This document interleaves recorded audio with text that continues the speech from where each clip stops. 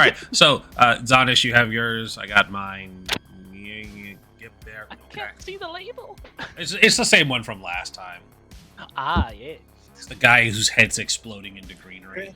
Ooh, Jaeger. Jaeger's gonna be really good if you get if you like mix it right. Just throwing it into my ginger ale. Okay, yeah, I have Jägermeister, and then I have a SodaStream, so I made a whole thing of Red Bull. Nice. Oh my god. Fucking You're doing bombs. All right. All right. Hi everyone. welcome to this party stream of things that was live. Stillwater. Yeah, we're live. The Stillwater Chronicles. I didn't warn Felis that we were live, but I did say we were going live. I heard you. I'm glad. I'm glad hungover Felis can hear me. Hi everybody, it's your boy. It's you boys. So I don't have any major announcements right now. Stuff is fine and good. Hey, I do have one. Hey to everybody who hashtagged OpenD&D and all of the stuff against Hasbro and cancel D&D Beyond. We won, bitches. Didn't think they would cave that immediately, but it's pretty hilarious that. Oh yeah. They quickly found out that their bottom line was cut, and the whales are not enough to keep them afloat. Yeah, I don't think people are gonna be going back to D&D. No, I think most people saw that happen, and regardless of the goodwill they try to rebuild at this point, it's gonna take them a long time to get that fan base back.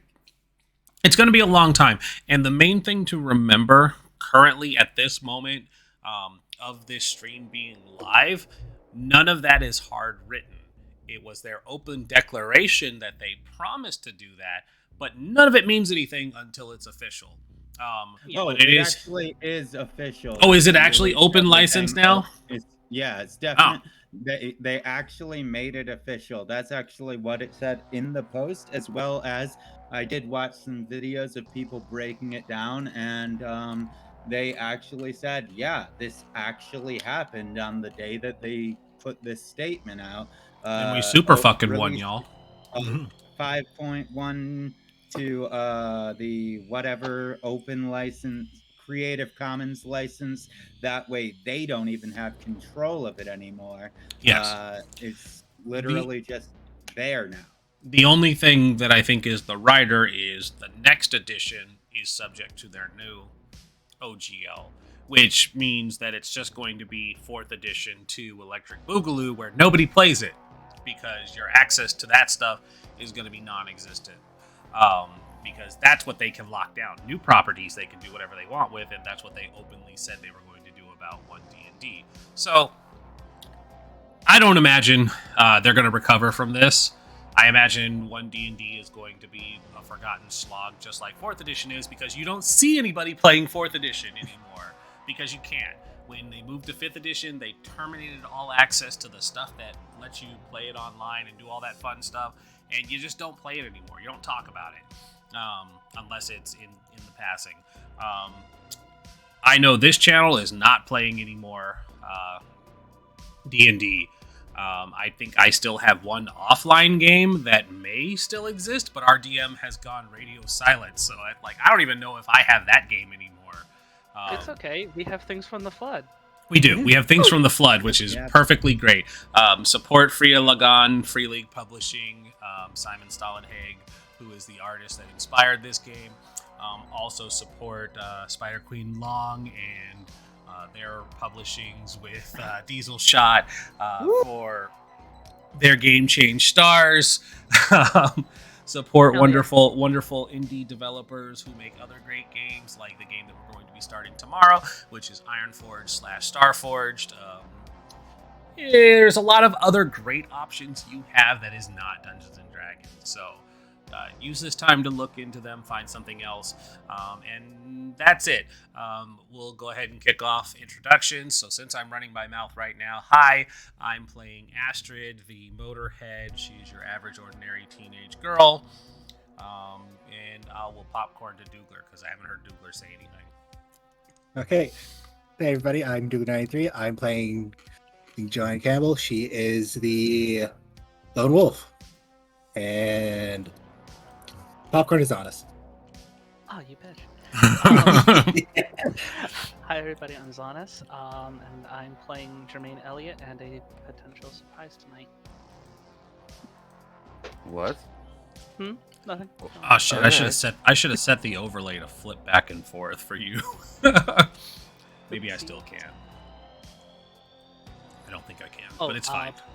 Popcorn Creme. Oh, hey y'all, I'm Crimson Galaxy. That's Krimsin.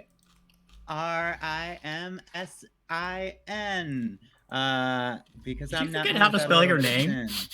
No, I have trouble signing, and I'm trying to start signing when I do my name now. That way, gotcha. so I'm practicing that. And you know, I'm still struggling with the signing as fast as I can say it, but I'm working on it.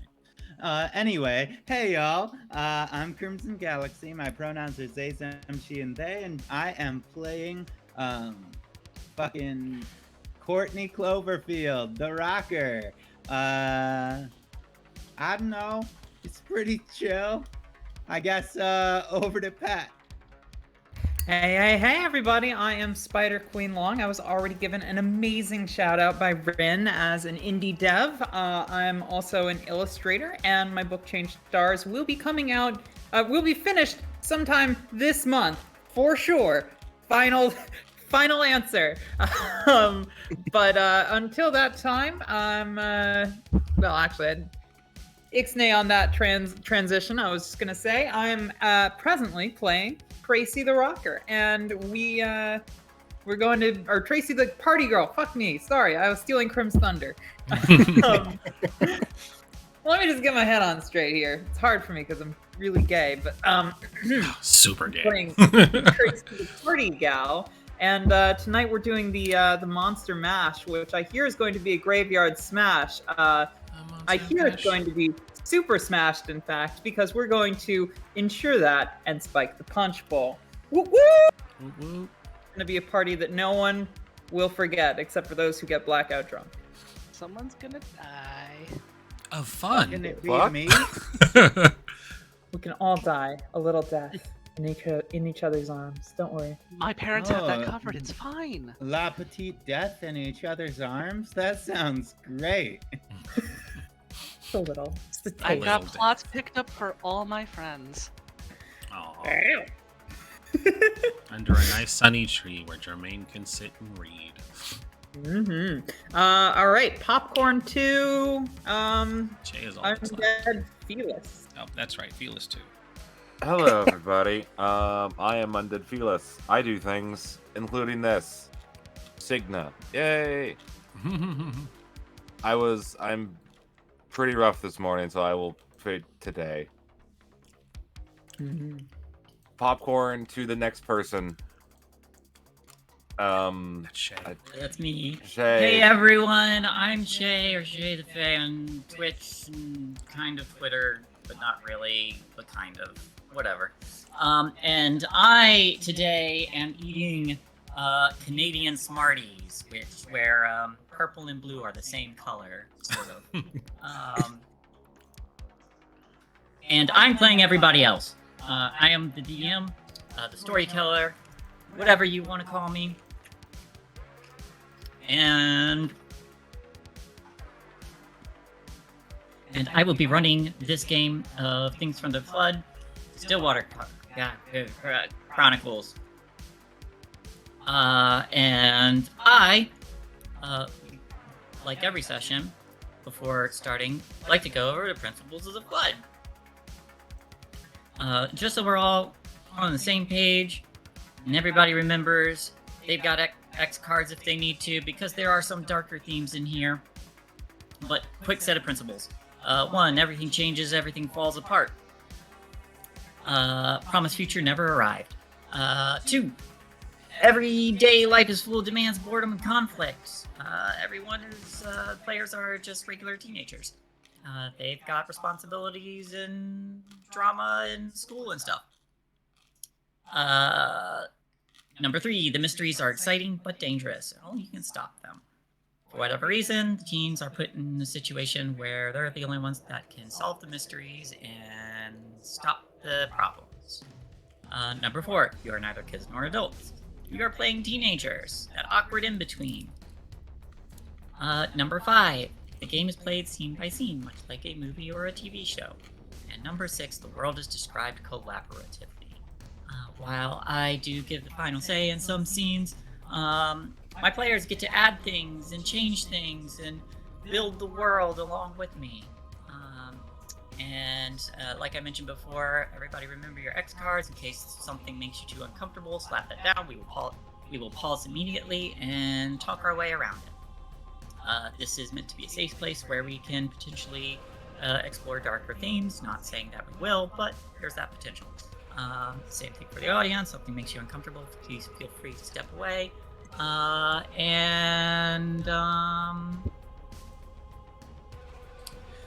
Last we left off, our teens had followed a big old alien arthropoid into what they knew to be a trap. To find that Lickaboo had not been present where they had hoped, and promptly ran into a strange woman smoking, or a strange woman who would seem to be orchestrating everything. They promptly made their escape and prepared themselves for a dance which we are now getting into.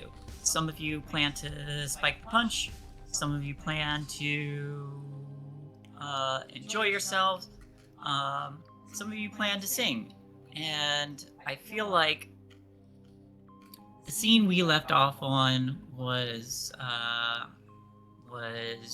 Astrid and Signa making eye contact as Signa just walked in. But the floor is open, quite literally, to anyone who wants a scene now. I'm so glad you did that recap, because apparently in my drunken stupor for notes, I have one line in my notes, and it just says, I stabbed someone. Did? That did happen. That did happen. We do have an opening scene of Knife with Legs just running through the forest still. Knife with legs. Be free, Stabby. Be free, our good boy. The best boy. You're welcome. He's gonna become a cryptid. Don't stop giving the DM ideas. The old cryptid knife Gotta with get like legs. There's just this local there's a local mythology about Knife with Legs, a strange entity that can be seen running through the forest. If you whisper its name in the rearview mirror 3 times, it'll appear and slash your tires. I don't know if Jermaine really is ready for a scene. She is one condition away from broken, so I think she is just vibing in a half bone dress, as probably some of the faculty is looking at her wondering, is that real bones? Them real bones? Who knows? Like, it looks like she crawled inside of a wolf and just burst out from the inside. Is that real? Hot. Fuck yeah, burst out of it.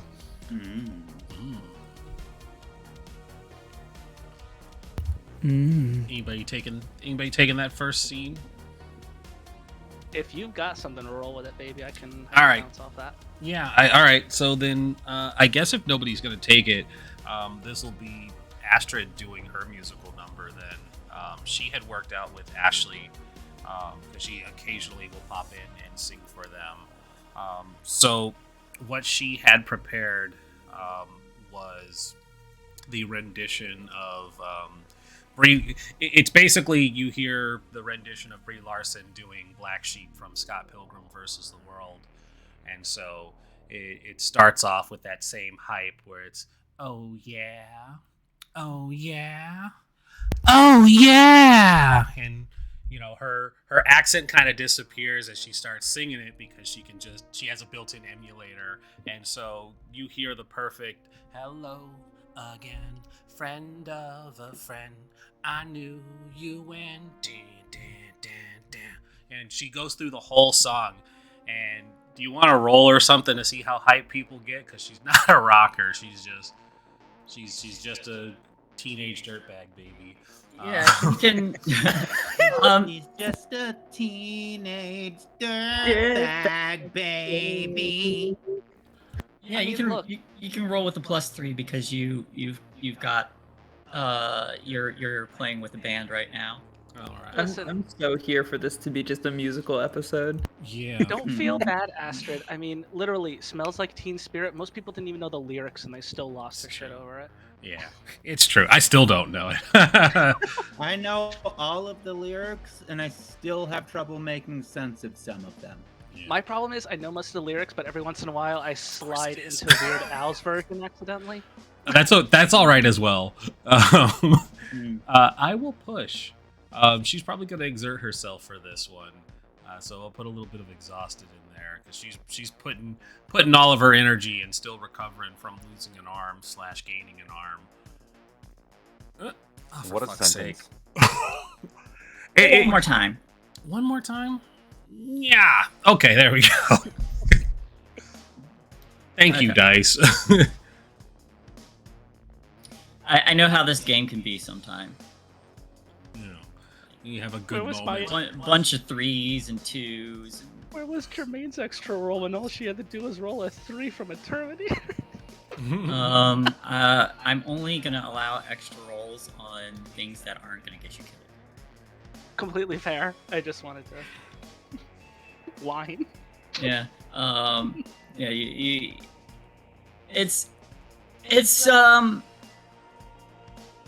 It's the start of the party, and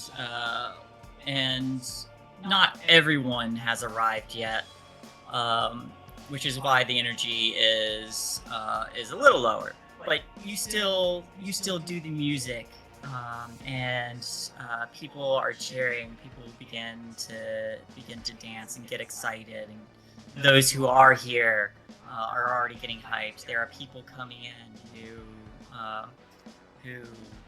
are getting a little more excited for this dance as they step in. Various costumes coming in.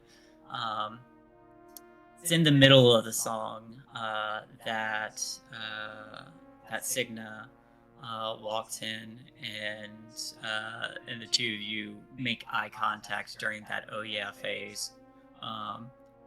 But the song comes to an end, and everybody who is on the dance floor does continue to move a little bit, a little excited, ready for the party. You can see various costumes everywhere. Some more elaborate than others. Some with real bone. Others with plastic masks and such. There's a few people who kind of like move off into various cliques, but there's open mingling at this point.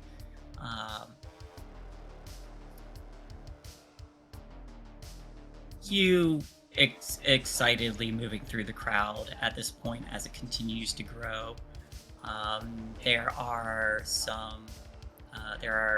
boys and girls, or whatever everyone's identities, talking to each other, some asking to dance, some going to get some punch or whatever. I believe someone wanted to spike it. Yes. I wasn't sure if you wanted to dedicate some time for that, but if you want to do that now, then I am absolutely ready for that moment. I believe I enlisted, if memory serves, I believe I enlisted at the very least Courtney's assistance in this. Courtney's assistance, and I believe you also got a +1 die, +1 or 2 dice. I don't remember what. Yep. I hope you wrote it down because I Uh, didn't.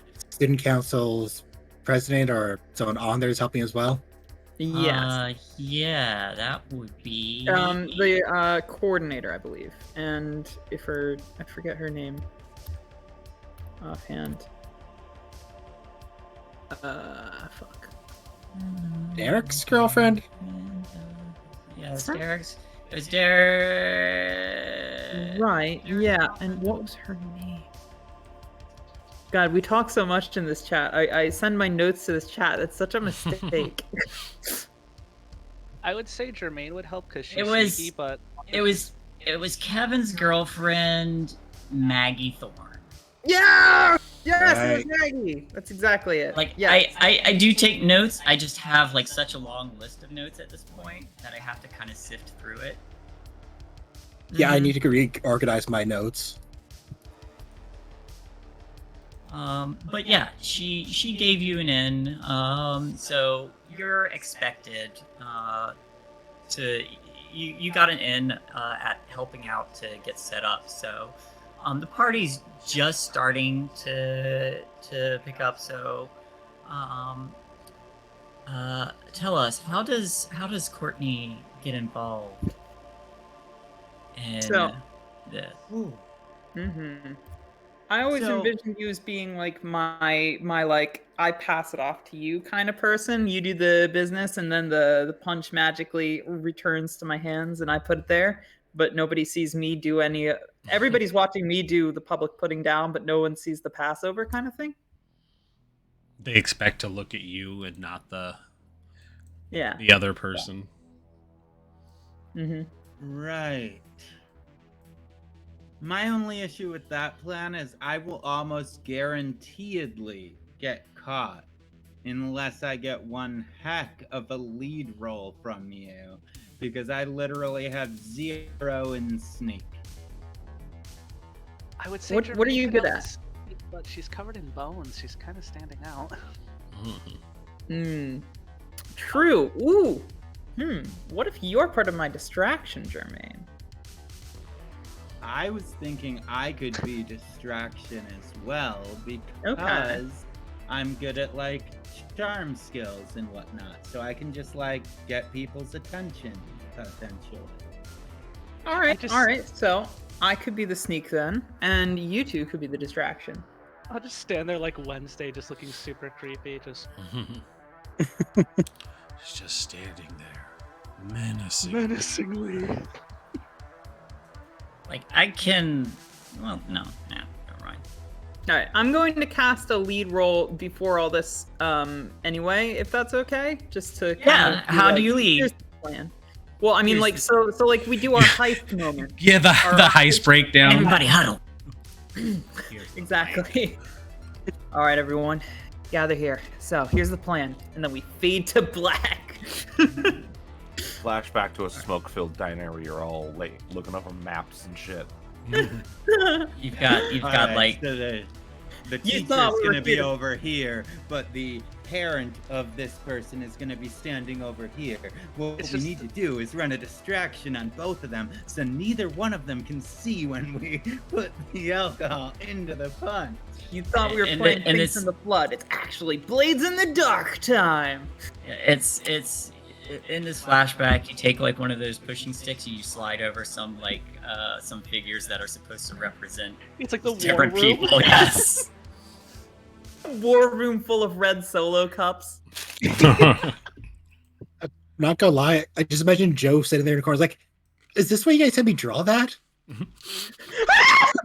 Yes.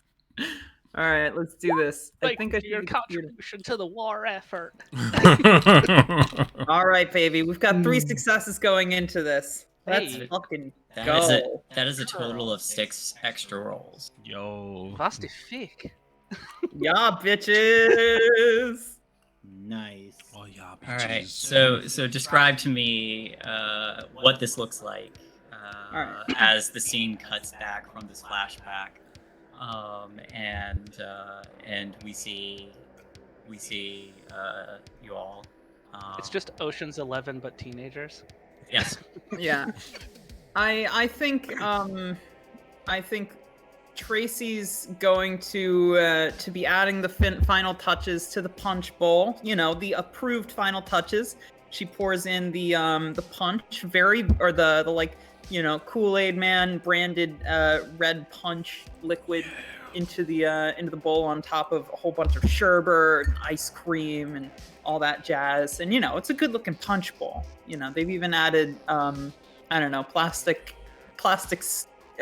spiders and snakes to the inside of it after they washed them, of course, for decoration. And you know, Tracy's like, all right, I'm gonna go carry it out onto the floor. Anybody want to be my catcher just in case? Yeah. You know, help me give a hand. Yeah, I got you. All right, thank you. Yeah. So let's take it slow and steady. Round the back, and then we'll come out through the cafeteria rooms. Sounds good. Let's get this. All right, and now I'm like, you know, once we're finally like just a little bit out of eye shot. All right, now make sure they're all looking somewhere else. I don't know how I can do that if I'm helping you carry this. Well, what's that? Just points at Jermaine and just like a bunch of bones just fall out of the hair. Oh no. Go to her. Go to her. Oh god, I almost want to say like there's probably cans of tomato juice or something, or tomato sauce like in the pantry, and I almost feel like Jermaine would just start making a ritual circle in the gymnasium. Oh no. In where? Well, I assume it's in the gymnasium, right? Or... Yeah. Gym / cafeteria combo ? Yeah. Hell yeah. Yeah, it's probably in the gymnasium where there's a lot of room. Yeah, I'll just be really, really like over the fucking top and just be like making a ritual circle that looks like blood, but out of a can of tomato sauce. Just like bringing the spirits into the realm for a good party. Bringing the chakras into alignment. Yeah, give me. Okay, like I know this is part of the plan, but like that's really fucking rad. You said you wanted a distraction. Signa walks in, looks, goes, no, and leaves. Cell phone. It's called Deus Ex Machina. Get with it. So I'm Starting gonna like see if I can't like hustle off into a side Okay, so I'm envisioning that the party planning room is a separate area from this, and we are moving the punch on into the main area. And in the process, there's probably, at the very least, a hallway with maybe a closet or a door, maybe a classroom that's not in use at the moment, something along those lines. And Tracy wants to really quick slip into that. This looked really important, so I'm gonna go check on it. Is everyone able to riff for like 3 minutes? Yeah, I think we got this with the distraction going on. What are you talking? Us, Riff? Excuse me. I am a professional talker. That's Rand, what's Astrid doing right now? Astrid would be finishing up her set, so she probably has dropped down from where she was.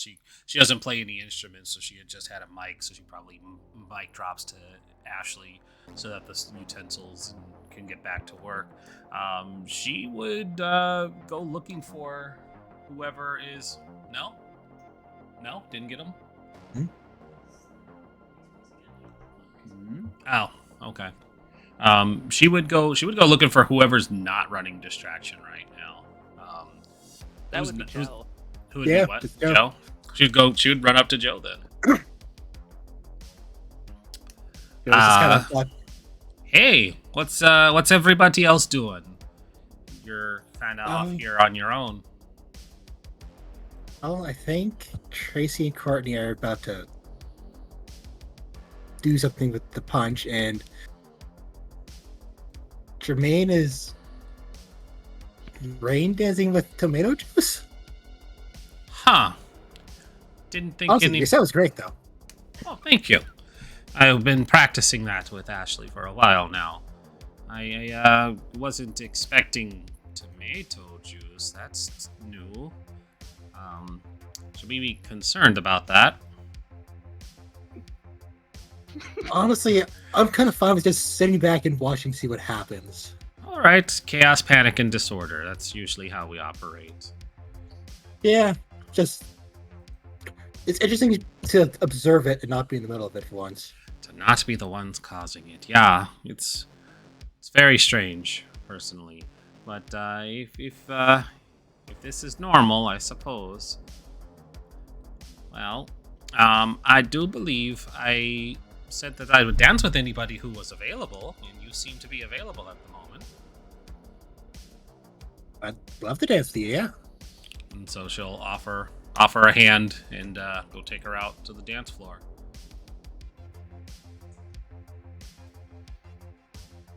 And as you two take to the dance floor,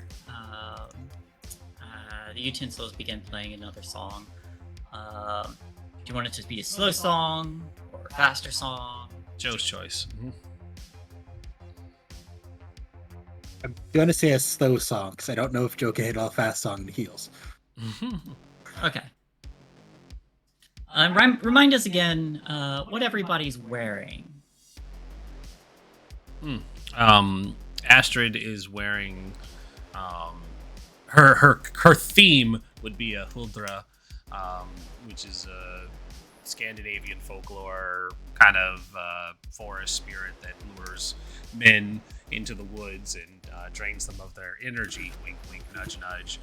So she has a green dress that is very low cut in the front and then even lower cut, almost virgin killer style in the back. And she kind of had body painted on the black and the bark motif that would mark a huldra as this like gaping hole in the back of their body, usually that's concealed by like long hair. And in her case, she has also like this green shawl that matches her. The dress's fabric coloration. She also has long green gloves, mostly to cover up her recovering new arm. Her hair is up in a tight bun. And a detail I didn't put in last week, but another distinguishing feature of a huldra is a cowtail that hangs between their legs. So she probably, there's a cowtail, and specifically for Pat, it's not taped on. Ooh. Yeah, there you go. Amazing. I have just not the step illustration wrong. for this. Just nobody pull on the tail. Don't pivot. Don't pivot.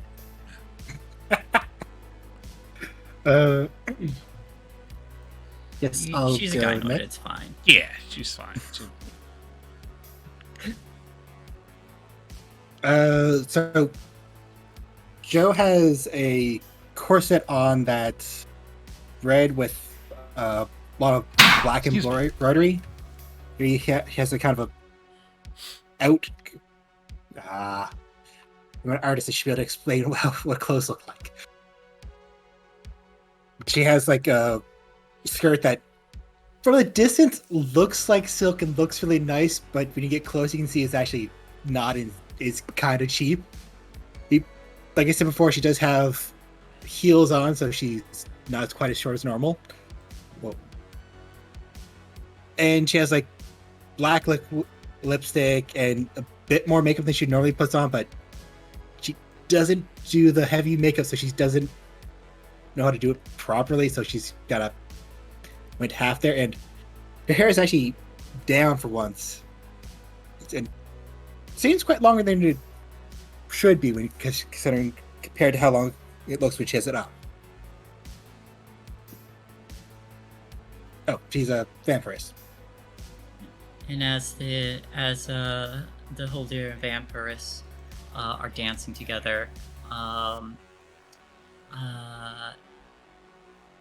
Jermaine, you're dressed in bones. I believe you already described. Are you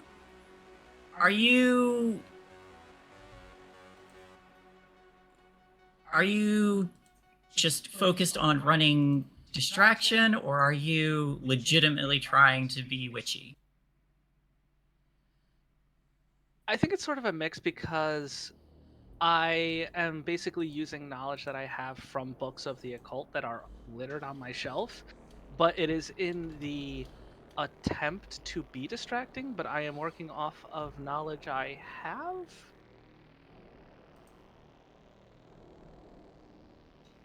Basically, she was just like, "Oh, I have to run distraction. What can I think of to do? Oh, there's some things I've been meaning to try. ... Let me go through my notes." Yeah, like through my I'm shit. not. Do Yeah, you like not. do you use any actual blood?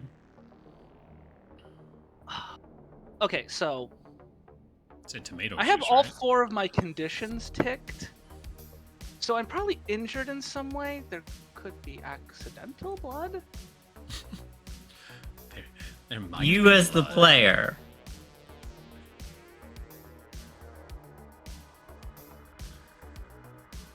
I'm afraid of what'll happen if I say yes, but I'm intrigued to know now. Mhm.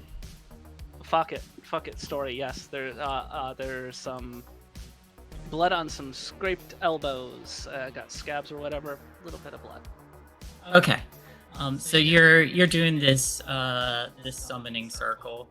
I would like Oh no. Oh yeah. I would like a charm for your distraction part and a comprehend. Okay. Well, charm is gonna. Oh. Oh. Okay. So I need to roll a -1. You do have at least 1 dice. Yeah. Roll a singular one for that. Close, but no cigar. Okay. And comprehend.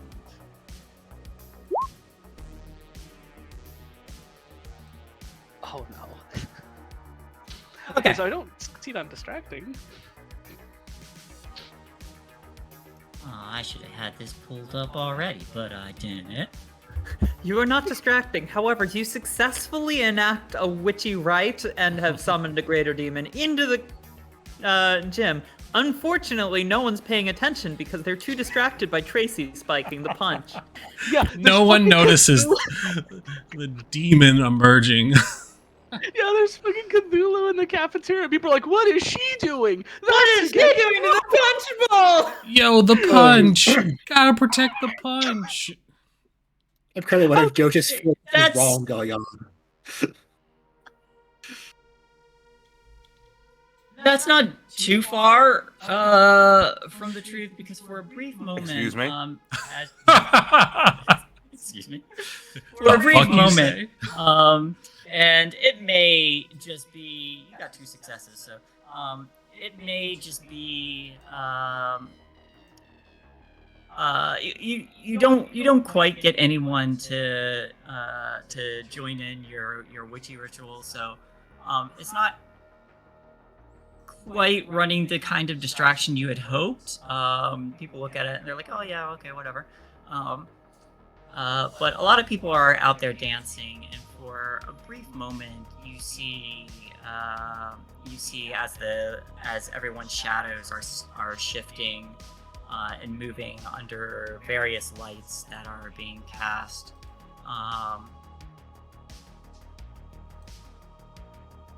It's not by any definite means that you're seeing anything, and it's hard to say if it's another trick of that light like you had seen before, but it does look like the mass of shadows being cast by the growing crowd has weird shapes to the arms to look a little fluid with the ends tipped in hands. Just kind of mixed in with everyone's shadows, but it's a lot of people too, so could be something. Might just be your imagination. Oh goody. That's all. I'm not I'm not too versed on the comprehend. Is there anything I could do because of a bonus success, or where is? Let me check. Yeah. I usually have it open. I'm usually good, but I didn't open it. I imagine part of the distraction is ultimately going to be Courtney convincing people to pay attention to what you're doing. The bonus effect, you get a +1 bonus die up to 3. This would be +1 on a roll relating to this information later. Okay. Oh, did we use any of the lead dice? No, I don't think so. Not yet. Because we can only use that for rolls that are happening at, like, In the current scene. You can use that for your distraction. This is a lead roll for getting. It was a lead roll for getting the punch spike. So if you want to burn some of that dice, you. If that is okay with the other 2 that are acting during this situation. Because I can only roll, like, how many bonus dice was it? 6? A total of 6. Yeah, so I'm only gonna get. My charm's not that great, but let's give it a shot. Go for all of them. Whoop. I think That's we'll be fine. fine. Let's see. Slash roll, base 66.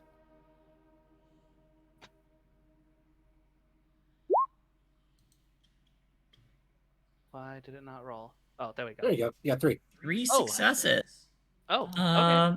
So, and you're applying this to the charm roll, right? Yes, to the charm.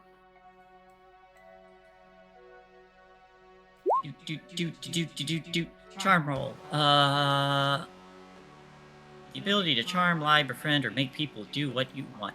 So it's a Halloween dance party. People actually see this. We rewind a little bit. People actually see this, and they're not like, oh, okay, whatever. They actually get into it. There's a few other people who are dressed as witches or various monsters or whatever who actually get into doing these shenanigans, chicanery. I don't know if that's actually a word, but it sounded fun. But they actually get into this little ritual and in an almost mischievous manner actually join in and help you out and kind of follow your lead. So you garner a small crowd. So bonus effects out of this. You can have someone keep believing you. I don't know if that really applies. You can form a lasting relationship with someone here. Someone here can take risks to help you.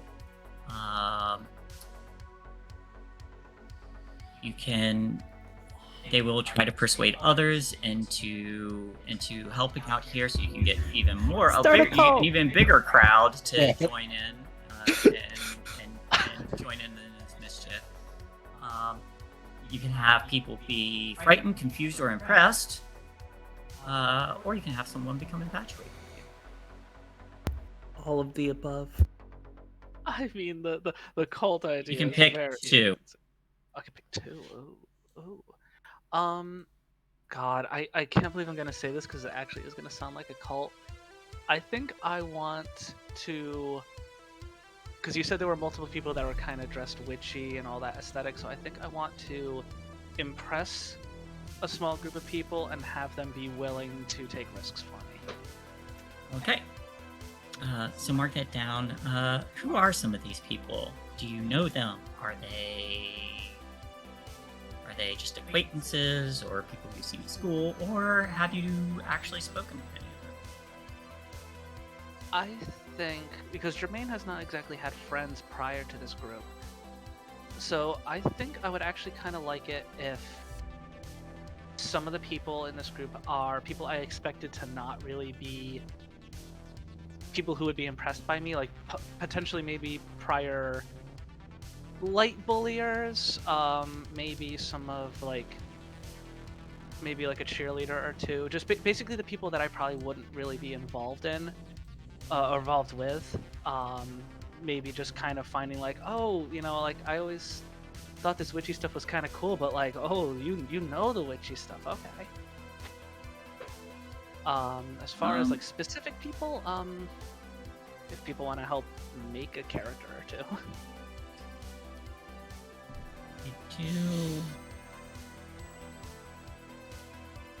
I do have a couple if nobody wants to add a name. If no one wants to add, I am happy to hear. I feel like I've named a lot of like the popular kids. I think it's finally time somebody else names the goth kids. Mhm. Well, because I was saying that like these people would probably be like possibly popular kids and or cheerleaders, like maybe people that are now dabbling in like they just said like, oh, it's Halloween. People are into the spirit. Yeah. Like so, it probably would be some popular kids / jocks, cheerleaders maybe. So like that kind of is Tracy's forte. True. I'm having a mind blank, though, so I want to bequeath the names aren't coming to my head immediately. Well, Linda. Do you know Lysander? There's Tamara Job. Sorry, what was everyone saying? What names? There was a Linda. I was just saying Linda. Linda. I said Lysander. That's a hot name. It's Polka Hitler. I mean, I was imagining more of like a goth guy when I thought of the name Lysander. Well, let's do this. Let's take one goth guy, one female cheerleader, one male, like maybe like the math club or something. Dennis. And like maybe like one of the girls' baseball teams. So all right, let's go. Lysander, Dennis. So Kylie. Spelled wrong. So Lysander for goth guy. Dennis for math club. Dennis math club.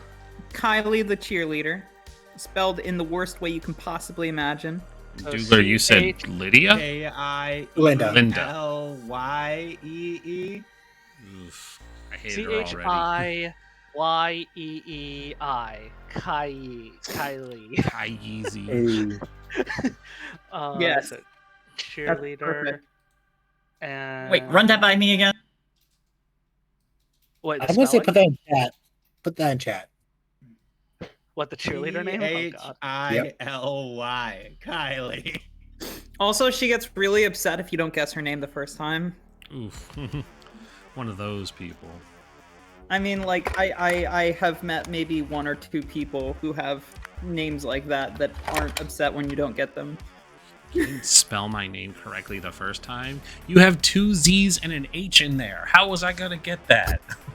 It's not even spelled the proper Irish way. You have 14 silent vowels and 3 silent consonants. How was I supposed to pronounce that? My last name. Wait, so I spelled it chili. How are you spelling? Spelled chili. I think it's because I think the CH is making the K sound, so it's like Kylie, so CHIYLEI. So like I'm down with some chili though.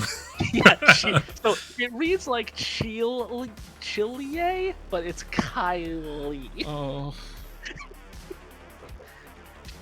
It's the weird popular girl spelling of names. You all know somebody like that. All right.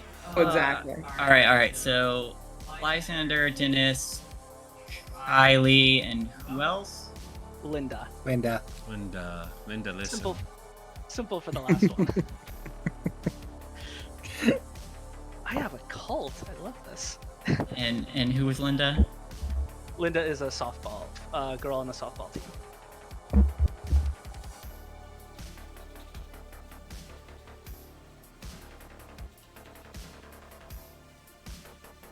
I'm so sorry, Shae. That's fine. This was a clusterfuck. I have underlings now. You have minions. So you're doing this, and like you notice or you think you notice some weird undulating in the shadows, but people are dancing, so that's probably nothing. But you're pulled out of your inner thoughts as someone says, "Oh, hey, that's pretty cool." And you look up and you see the goth kid, who actually kind of circles around and says, "I've done some of this stuff too." And just as they're moving up, a couple more people are approaching too, just seeing this mess on the floor, and you hear, "Oh shit, that looks cool!" And this thin cheerleader girl comes skipping up. What are they dressed as? What are these people dressed as right now? I'm gonna say Lysander as the goth is actually just dressed as himself. I would agree. Just the stupid baggy pants that could fit like 14 2-liters of soda in it. He hit Hot Topic before coming here. Yeah, like the mesh t-shirt, and maybe he has like really bad like the tattoos that you just like wet them, slap them on your skin, and they're like the really bad tribal ones. Yeah, he's like, he did dress up a little bit. He's like, I dressed up a little bit. I put some contacts in. Yeah, it's got like the dragon's eye contacts. I knew this kid in high school. At least 4 belts. Was that kid in high school? Hey. Dennis as the math club kid, he'd absolutely be the one with like the fake shoulders where he's like holding his own head like he's from the gallows. Yes. Absolutely. Like it's a basic ass costume, but he just has like the fake shoulders. He comes up and he goes, "Ooh, this seems real interesting." Pushes glasses up. And then let's say that the cheerleader. I don't know. Somebody got something. She's a slutty cat. Yeah, she didn't get the memo for the monster thing, so she's just a slutty cat. I was gonna go with zombie cheerleader because that's honestly a hot aesthetic, but like slutty cat fits. Yeah. Cats are scary. They like leave dander everywhere, and then you start sneezing and you could die. Oh my god, those are really pretty pentagrams. Just really into your pentagrams. And and Dennis is like, it's actually kind of a mathematical formula. Could be. And then you have the softball girl come running up, and she's like, "Sup, bitches!" And jumps in, and says, "What are we doing?" Softball girl is absolutely dressed as Ash from Evil Dead. Evil Dead, yes, absolutely. It's like a really crappy, like cardboard chainsaw. Hail to the queen, bitches. I wasn't sure that we were gonna do it, but yeah, it seems like a softball girl's definitely a lesbian. I don't know. Yep. Couldn't tell what gave it away. I don't know. Anybody who introduces themselves with "sup bitches" and is an athletic girl is probably gay in my eyes. At the very least, I could shoot my shot and not feel ashamed. She stays to help out with the gym coach. You know, the female gym coach with the husky voice. It's sometimes hangs around to make sure all the girls shower. You know, it's not weird. It's normal. Definitely not weird. But yeah, as they like are all hovering over, Jermaine's just probably gonna stand up, get the tomato juice off of her knees, and just be like, "Yeah, this is it's just something I grabbed off of my bookshelf, you know. It's one of those bringing the spirits of celebration into the room, you know." Oh my god, let's summon a celebratory spirit. I mean, looking at how hype you all are, I think it worked. All right. So, I will say, Courtney and Tracy, you immediately see Jermaine get a flock of people. That's Polly's voice. Yes, it is. Yep. You immediately get a flock of you see a flock of people just kind of like move in and kind of get interested in what Jermaine is doing. Did you already roll a sneak roll? I did, in fact. Those are 4 successes. Yes. Oh, damn. Yes. It was a lot of successes. The heck? I'm the sneaky Shit. one. Don't be encroaching on my territory, man. I mean, I don't even have that many ranks, and I was gonna level up actually because I got enough points, and I just totally forgot. Like, I have 3 ranks in sneak. I'm just lucky. So, you can give 1 success to another teen acting at the same time as this. Honestly, can I just toss another success at the existing amazing charm roll from Jermaine? You're gonna give me like every possible charm. And get this cult even stronger? Let me toss out a sneak. Yeah, I know. Let's maybe go with Courtney and see what happens. Oh, hey, I don't need it. I don't need it. 3 dice, don't need it. and I got a success. All right, so you both managed to remain undetected. With those bonuses, I will say you don't need to cover for anyone, but if you'd like, you can. I'm gonna say you can not only spike the punch bowl, but probably spike other things too. Oh no! Everybody. If you wanted. I wanna be extra sure this won't come back on me. Is what I really want to do. Okay, so you want to cover yourself.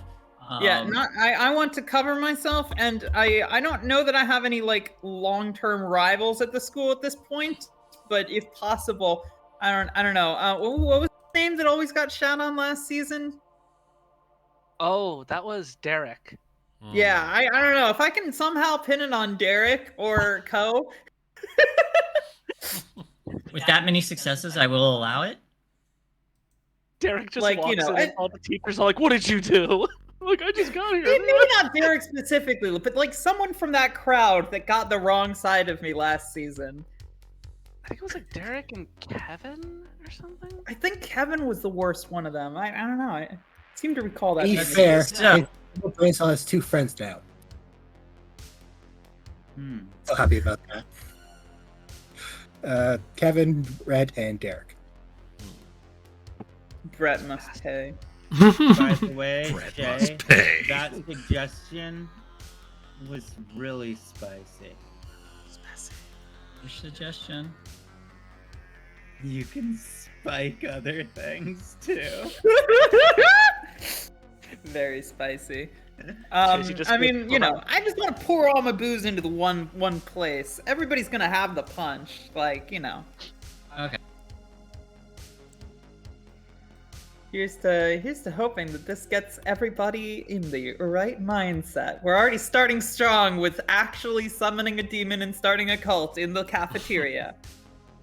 But wait, there's more. We're all gonna get drinks There's now. more. You don't know about that. Bacchus literally shows up like, hey, somebody called me. It's been a while. What's going on? Oh, shit. Nice. Party. Edgar Allan Poe. Hey, you just summoned like, me? "Hey." Let Tracy Now, know let's this not counts be as summoned one. It was actually the Spike Bowl that summoned me, but I like what you're doing here, too. Quoth the Raven, party on. Yep, it is. All right. I don't know how I keep Damn losing it. things, but oh, here they are. So there's Kevin, Brent, Chad, and Chet. And Brent was the other Batman fan, if I remember correctly. Kevin was the one you kicked in the nuts the other day. Oh no. I think that was earlier today. Yeah, because That was earlier today. because from the prior season, I think it was Charlie. That was like the super bad because Lydia met Charlie in the virtual world and he was dressed up as Batman, and I think his Yeah, it was Charlie. It was either Derek or Devin. I think was his friend, who was the one that like got piss ass drunk and shit down the stairs.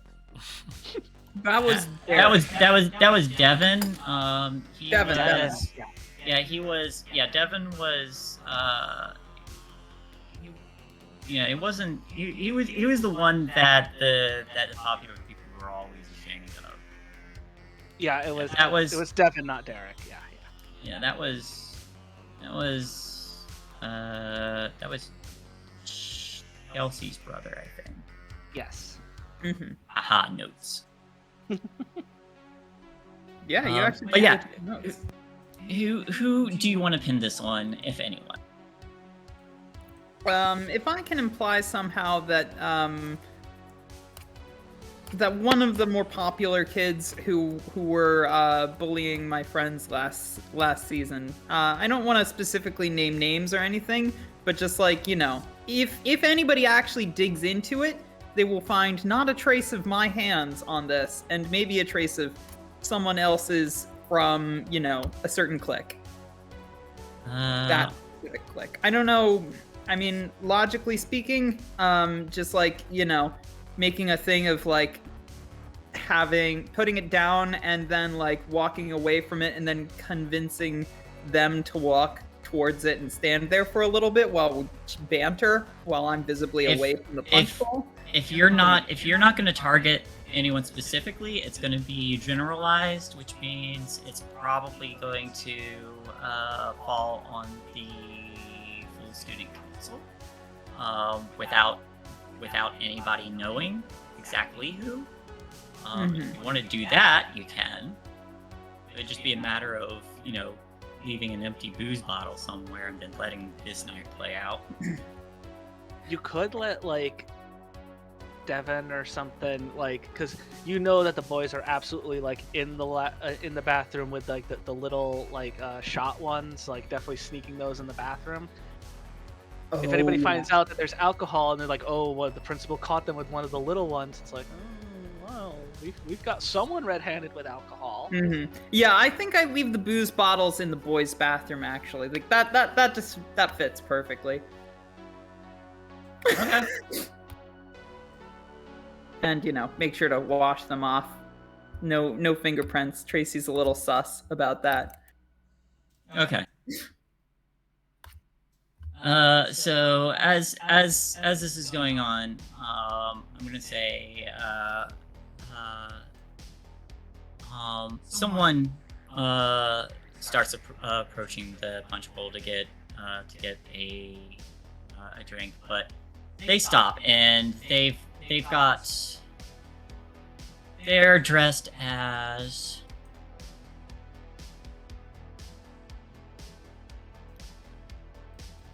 they're dressed as I don't know. I wanna say a zombie or a Frankenstein or something. I'm dressed as a Frankenstein girl, though. You are, yeah, but you're a Frankenstein girl. They're dressed as a reverse mermaid. They just have like a big fish head. They're a reverse centaur. So they're BoJack Horsemen? Yep. All right. So BoJack Horseman comes up. They've got the big horse mask on. They fill a cup with some of the punch, and you know, before leaving, they stop and they look to Courtney actually, and then just kind of like slide the mask up, and you see that it's Kevin, and he doesn't make eye contact, but he says, "Hey, look, sorry about your friend earlier." I appreciate that. You know, I understand how hard it can be to feel like, that's heavy talk. Let's just party. Yeah, I'm definitely not gonna risk social suicide, no offense, and he puts the mask back on. You were doing yeah, so sorry. well. I appreciate that. Thanks, and maybe apologize to him too. Yeah, and he kind of like walks back into the crowd. What is... I do want to know, what is Cigna up to? Cigna is looking for Hugh. Hey, how's it going?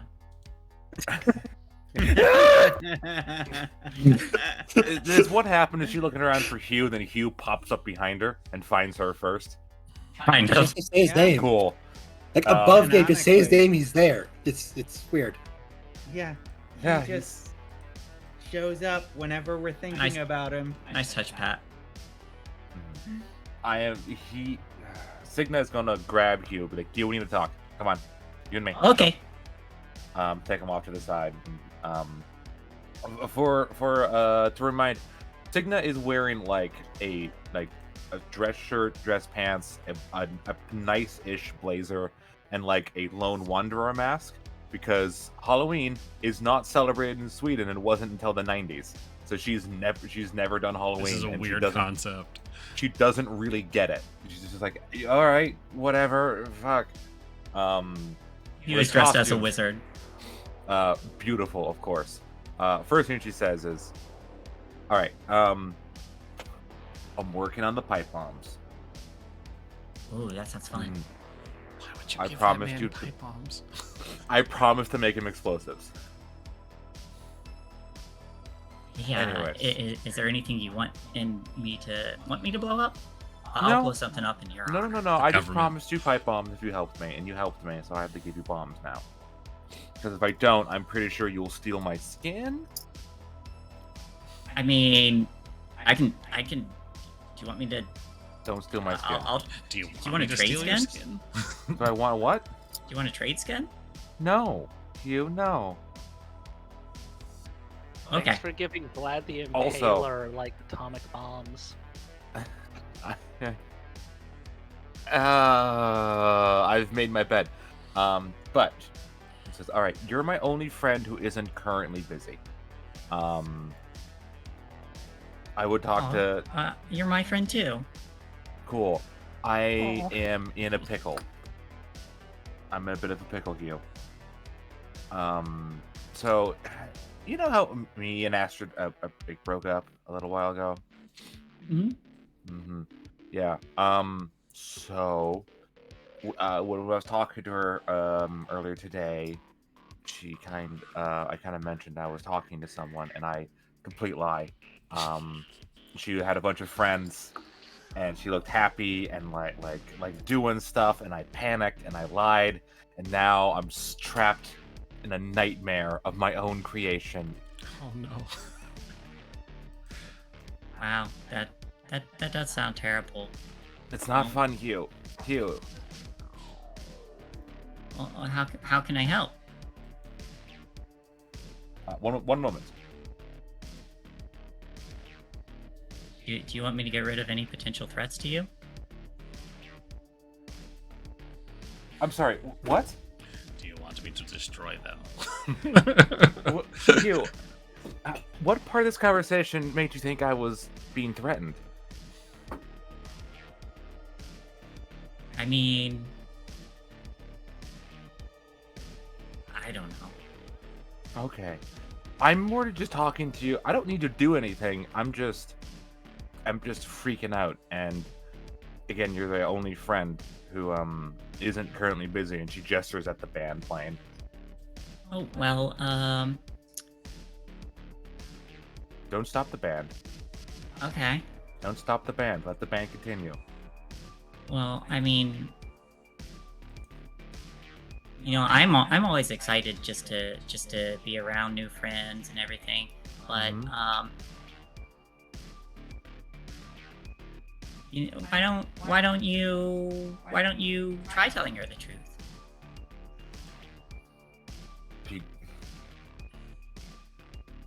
It's very complicated, okay? Do you think it would activate her murder protocols? I don't... No. It's just more very embarrassing to be caught in a lie. Why does she have murder protocols again? Don't worry about it. What are you talking about?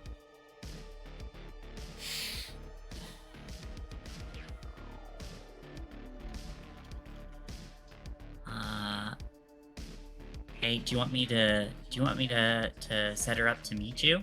You know, kind of like a surprise secret meet. Kind of like Parent Trap, except you know about it and they don't. Can't believe I'm about to say this, but yes. Oh, this sounds fun. All right. Hugh. Hmm? No one can die. Okay. Don't be silly. Everyone can die. Yeah, everyone can die. I don't think he can die anymore. That He'd be discorporated, but he'll just come back. Yeah, It's like somebody says you can't destroy your own body. You can't kill anyone. You can't cause. You can't. Do you have any Molotov cocktails on you? Yes. She holds out her hand. He takes one out and hands it to you. How many more do you have, Hugh? How many spell slots does a wizard have?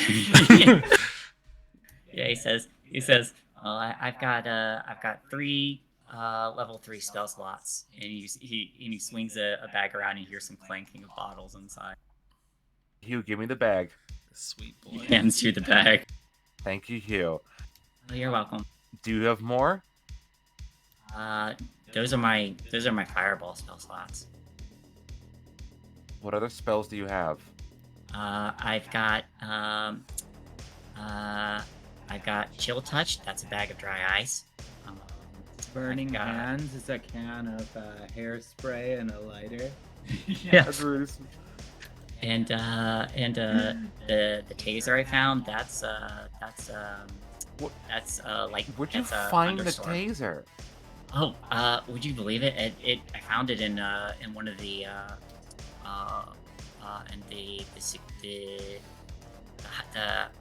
what's the high school you know how like in high schools they had that like one police officer that was around that did nothing. Like the on-site. Yeah, the on-site police officer whose job Safety it was officer, just whatever the to fuck. be there and do nothing. All they did was I'm small exist. Canadian, so I have no idea what this is. They were the Did you- worst. Did you beat up the fucking safety officer and take his taser? No, should I have? No. Okay. I'm keeping these. Stop I'll giving give them- you I'll ideas give- right now. I'll give them back at the end when everything's done. No spells. All right. Well, you can use my fireballs for like drinking if you want. You know, maybe just spend a bottle. You can have one of those bottles to share with Astrid. What's in them, Hugh? Alcohol. Anything else? Booze. A cloth. Okay. It's clean. No gasoline? No gasoline. Okay. Okay. Good to know. Don't kill anyone. Don't electrocute anyone. Don't blow anyone up. But set up the thing. Yeah. Do that. I won't blow anyone up at this party. That's the best I can get from you. Probably. Yeah. I will not murder anyone today. Yeah, and she Okay. just she just Where walks away. should I? Okay. She just walks away. All right. He spins around and excitedly re-enters the gymnasium and starts sifting through the crowd. Does anyone else want a scene right now?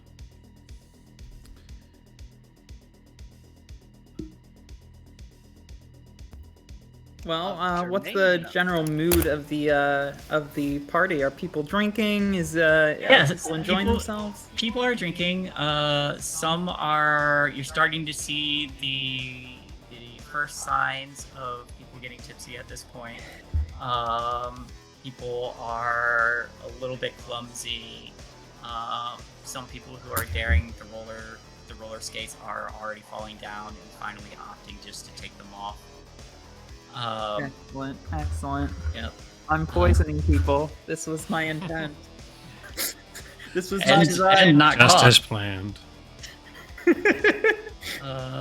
But someone I do have some plans for that later, but yeah, if nobody has sorry? I think, maybe it's a good time for a dance. Maybe a celebratory dance between Jermaine looks busy. I gotta say, Jermaine looks like she's chatting with her cult and trying to avoid the authorities Just shutting her establishing down. the cult, it's fine. And throwing her into spirit prison. It's like gay baby jail for occultists. Anyway, I think maybe a celebratory dance with Courtney might be in order. I don't want to spoil the potential of further dances, but at the very least, everybody's doing their own thing. Courtney and Tracy might be free enough to try something like that. Okay. I'm down for that. Yeah. I think from across the room, Tracy points at Courtney and it's just like, come on. You. You. I don't think she has to point very far. I don't think Courtney was very far away from Tracy after the spiking happened. It's for the effect. Oh yeah. It's still very dramatic. You. No, just me. Who, me? I beckon, as one does. And then we hug on the dance floor, and I don't know. I probably don't spin you around, but I do some fanciful walking around you kind of thing. I don't know, some goofy teenager dance move. Because Tracy is still a little awkward despite being the party gal extraordinaire that she is. Fair. And then she's like, "Do you want to dance?" Yeah, that sounds great. You wanna slow dance? Yeah. I mean, the music's apt for it. It's not like they're playing Monster Mash yet. It's true. We'll have to do a whole different kind of dance for that. Oh, of course. It'll have to be exceedingly raunchy. Oh, of course. Lots of grinding, the whole kit and caboodle. Wouldn't have it any other way. What's a caboodle, by the way? I don't know. I think it's Yiddish or something. Folkish. Okay. Well, start dancing. So, Hmm. Yeah.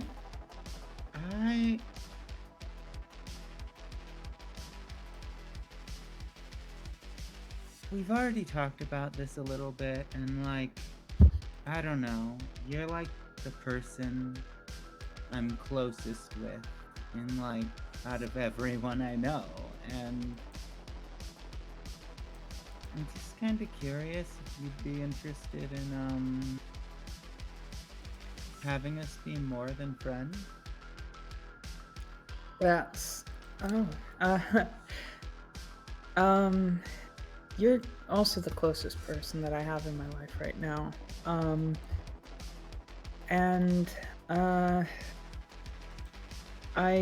I've been reticent about getting into another close relationship given what's been happening to our friend group and that we're all moving away. I understand that. No pressure, and it's all good if you're not ready for it.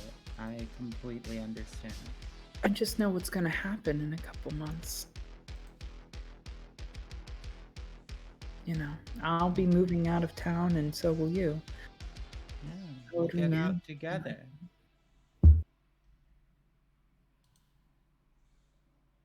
Or separately. You know, no pressure. Sorry. No, don't apologize. I think I pull in for a big hug, and kind of like, you know, give you a really tight squeeze and say, I think I need to think about it. I think That's fair. this is not something I was expecting at the moment, and I have a lot of emotions about it. But I love you, I love and you too. I do. whatever our future holds, I want it to involve the both of us. Me too. Honestly, I really don't want to lose you in my life. So like, I'm not gonna let even that if happen. that's something that we don't end up doing, let's just stay close regardless, okay? I'm gonna pull you in super tight, like, you know, I've got you like really tight up against me. My hands are like interlocked above your butt, and just like, you know, the tightest possible forward squeeze that I can. And I kind of whisper in your ears, I'm not gonna. We're going to be inseparable forever. Good. I'm looking forward to it. I think I nibble on your ear lobe a little bit at that. I think I melt and almost fall down. I think I'm holding you pretty tightly. Yeah, if it weren't for you holding me up, I'd be on the ground. Yes. We're going to be absolutely inseparable. They will have to pry us off each other. Whatever happens. Sounds We'll super be together. fun. Hell yeah. Hell yeah. Hey, let's drink more before I have to go on stage. Oh, we're gonna drink so much. I really fucking need it. Oh Awesome. my god, the fucking bullshit we've been through. We deserve this night. We I deserve agree. for this to be the best night ever. Like, honestly, all the shit has been leading to this one moment where we just get to get fucked up. And it's gonna be great. Yes. Like, Nothing yeah. can stand in our way.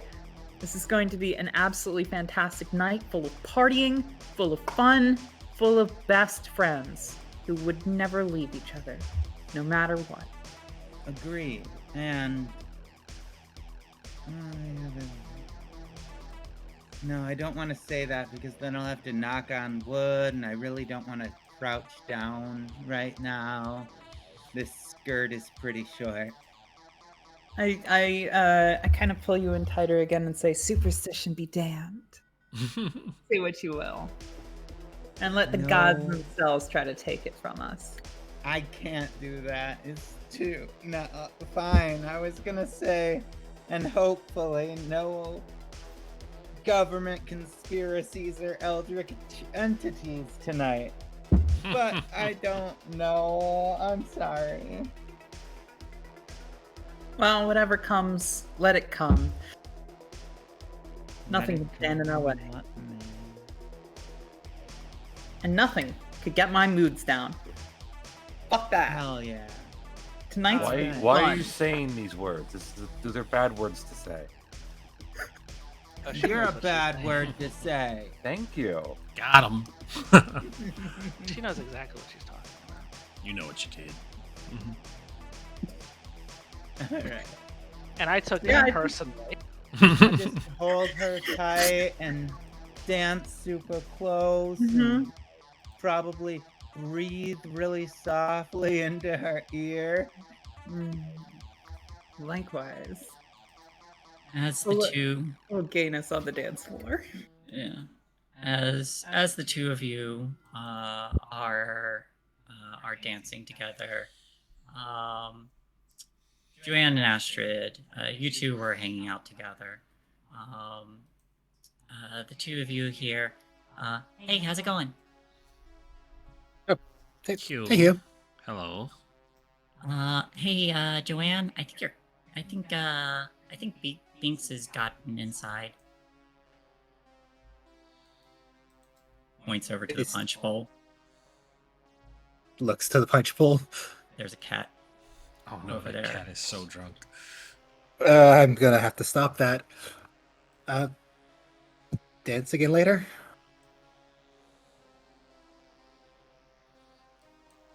Do you have Me? yeah. I'd love a dance. No, Hugh, not you.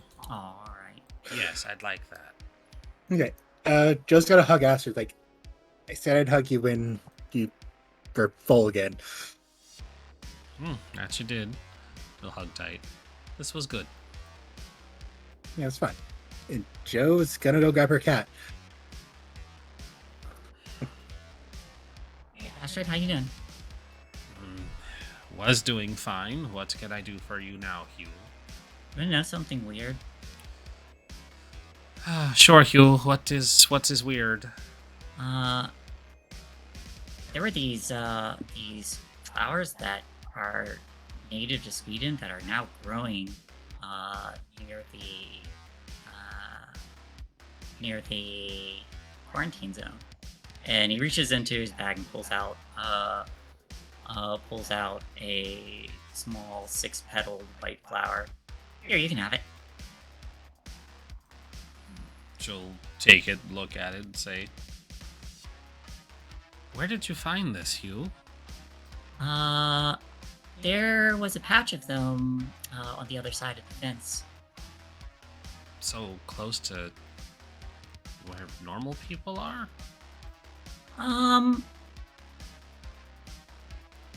Closer.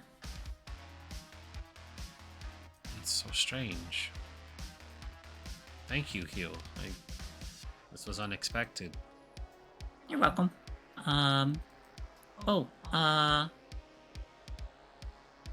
Hey, I forgot something real quick. Okay. And he actually gestures for you to follow a little bit. She will very reluctantly follow. And he leads you not too far off, but off to the side of the crowd, and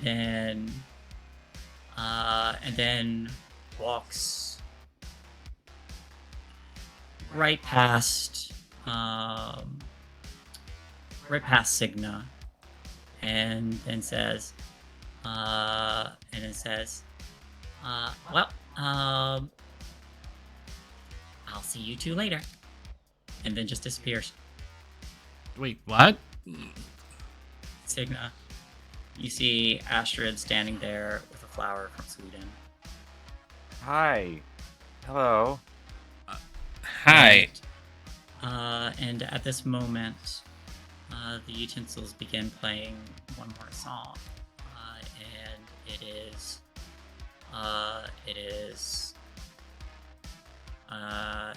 I want to slow dance with you song that Astrid had sung once before.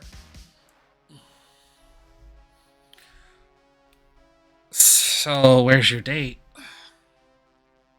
Huh? About that. Full disclosure, I am being honest, I did get Hugh to grab you so I could talk to you. Also, I hold up a bag. Hey, how's it going? Hugh! Okay, I'll leave. Okay.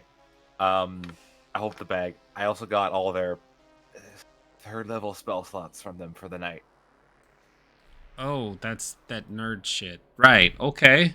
No, not nerd shit. These are weapons. These are harmful, deadly weapons. No, I meant when you referred to it as 3rd level spells. That's what he called them.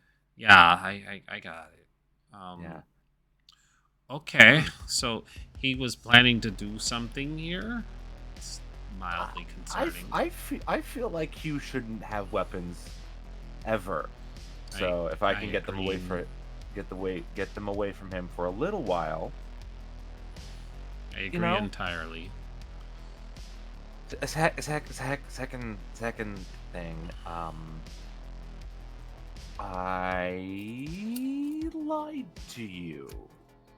She crosses her arms. You came in with your friends and were like, doing stuff, and I freaked out. I'm here alone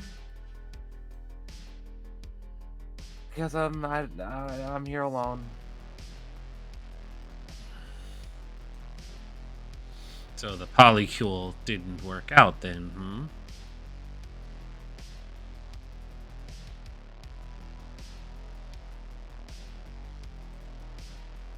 Full disclosure, player, I only half remember what that was about. Signa was heavily promoting polycule at the end of the last game. Oh right, yeah.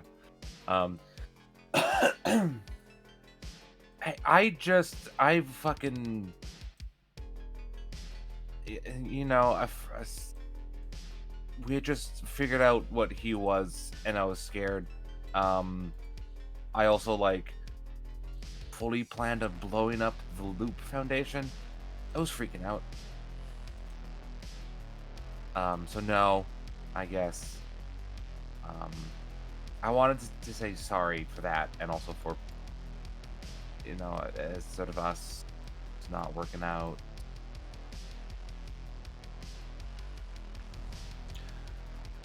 It happens. People grow apart. As it seems I'm not so different from humans as I thought. My feelings can change too. I might have said many things that I didn't mean at the time because I was still trying to figure out what it meant to be, not just a killing robot. They're still very terrified about that, by the way. I got over it. Yeah, hopefully. Yeah. One of them tried to sell me to Sunshine. At least threatened to. Who? It's not important. I feel like it's important. She could try. It would not go well for her. I haven't shown her anything that I'm capable of. They just know that something happened at that farm, or at that island. Did that actually happen, or is that erased by the time loop? I'm pretty unclear about what's going on with that. Oh, all of the timelines ended up more or less converging by the end of it, is my understanding. Fuck. Yeah, so, you know, when Nick shot that guy, yeah, that happened. And when Nick shot himself, technically happened.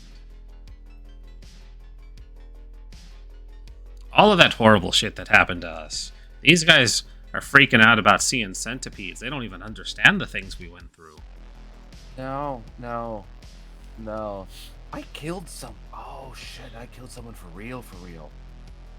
That's not erased anymore, that's real. Probably shouldn't have put that burden on you. Sorry. It's not your fault. Honestly, it's not your fault. Full disclosure, those teens killed a lot of people. We killed a lot of people. We killed a lot of fucking people. One of us committed suicide. It was wild. He's fine. Can't say that word on YouTube. They unalived themselves. Unalived. Apologies. He got better. Yeah, he got better. He got better. That was a weird scene. Because it was completely out of left field for everybody. I thought you were dead. They used the wrong gun. It was very strange. Anyways, so yeah, Signa looks at Astrid and says, so yeah, I wanted to say that, also, if you ever need any repairs or things for whatever the fuck you're doing, I'm happy to help. I'm happy to make things. She looks at the bottles. It's like, fuck it. Drinks some. Offers some to Astrid. You offer a bottle to Astrid? She drank from a bottle and then handed it to you. Oh, okay. And she says, disabling filtration. And she takes a swig of the alcohol and just kind of like, I forget this stuff is bad for humans. Why do you drink this? I don't know. Why do I find your weird robotness hot? And then I'm going to try to kiss Astrid. She doesn't resist. I kiss Astrid. And she probably lets it happen, and then afterwards leans in and says, "It's probably the vibrate function."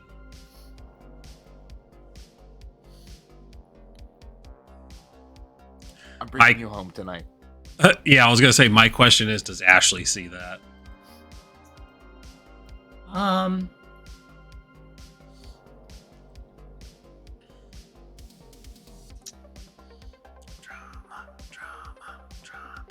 I feel like there's a moment where she glances over and sees this, and she doesn't stop from singing. Continues to sing the "I'll slow dance with you." I want to slow dance with you. But I feel like if she did have the moment to say something to herself, it would have been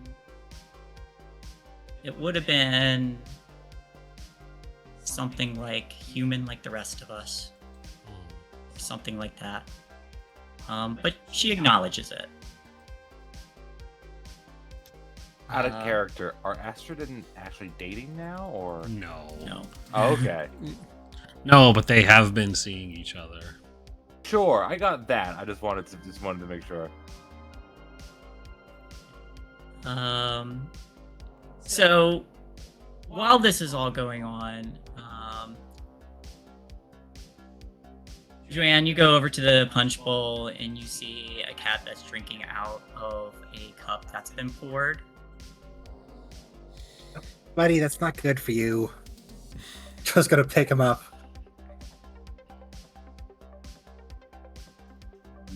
When you pick them up, they purposefully bat over the cup that they were drinking out of as you pick them up. That's just mean, but dude. They're purring. Joe gives a sigh like every single pet owner. I love you. Love you. She's gonna start petting him. You start petting them.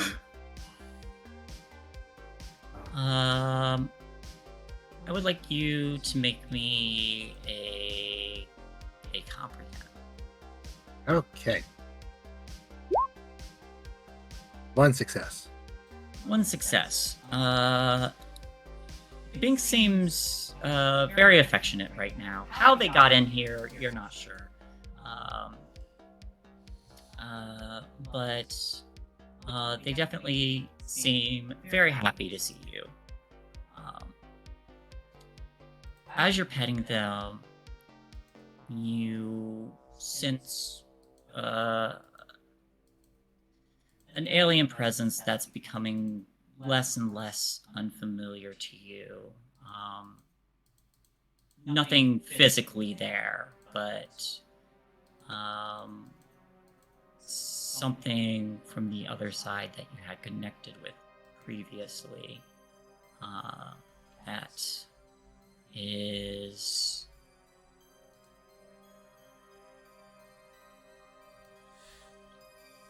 that you can sense is pleased that you had opened up to it before. It was excited to learn. And maybe it's just in your head, but you're there petting this cat as this thought or this sensation comes to you. But when you kind of blink out of it in that infinitesimal moment, come and gone, Binks is still there, kind of just curled in your arms, purring, happy that they're getting attention.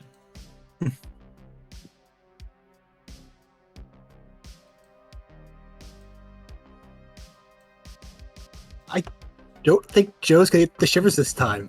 It's kind of becoming part of the course for her. And I guess at this point she's gonna look across the gymnasium as she continues to pet Binks. Like, All right, you look across. You said you look across to Germaine. across the gymnasium, but across the gymnasium. I heard Germaine. But hey, speaking of Germaine, as you look across the gymnasium, the scene cuts over to Germaine. While you were performing this little makeshift ritual, you hear Germaine. You hear a voice as someone approaches you and says, "Hey, you gonna draw on the ground all night, or do you want to dance?" Do I know who this voice belongs to? When you look up, you see someone in a white dress. She is wearing a mask. What kind of monster mask is she wearing? Well, if it's a white dress. Dancing with yourself. If you had the chance, you'd ask the world to dance. Oh god, could it just be like a David Bowie, like... just like the design mask, maybe? Well, no, it's gotta be a monster. Well, hold on. You can still be David Bowie. You're just the Goblin King. Ooh. You have the massive codpiece and everything. She leans close and says, "That's not a cod piece under my dress." No. Oh no. Oh no. Oh yeah. Oh That's yeah. nice. No, you like here's the mask he wears at the masquerade. It's perfect. Where did... be a prop costume? Yeah, sure. What the hell? He's got the... Got the hair and everything. Yeah, got the... What is it, Jareth? Yep. Yeah, got the Jareth mask. But she has this mask up, covering her face.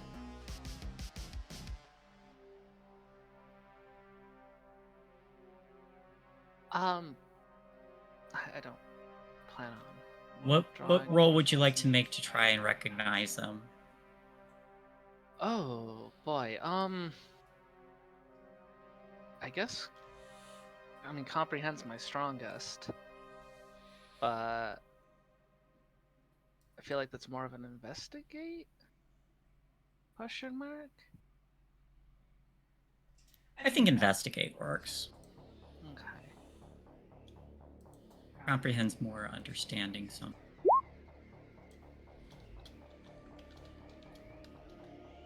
2. We get to ask 3 questions. 3 questions. Let's see, investigate. What is hidden here? And 3 questions such as, what is hidden here and where is it?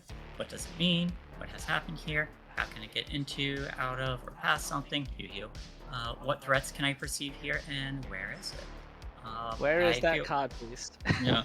I feel like one question here is essentially, who is this person? They lower the mask enough, and you recognize the face of the woman earlier today who had a gun pointed at you. Oh no.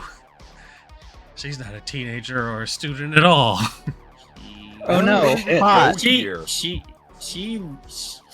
does look.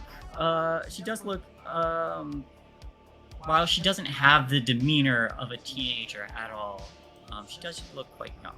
Not teenager, maybe college, but.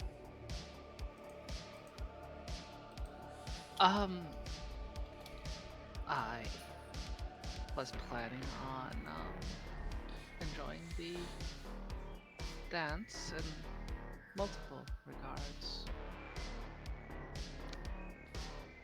Well then. And she extends a hand to you. I will very reluctantly take it. She pulls you closer and begins to lead you into this dance. And says, and as the two of you begin to dance with her leading, she smiles a little bit, mask down now, and says, "So, you seem to have an interest in getting into trouble."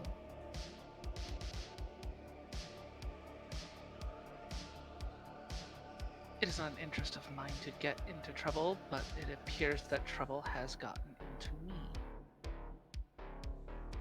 Well, you were just drawing on the floor. Well, While it is that season, seems a little bit like a troublemaker to me.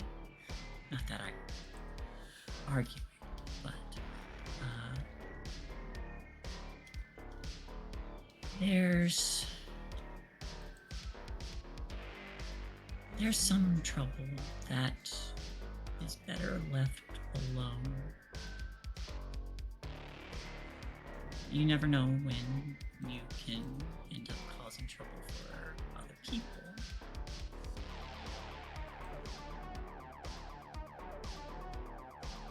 I look back with the most kind of innocent face I can muster and say, it's just a stupid thing from a fantasy book. How much trouble could it possibly be? 'Tis the season after all.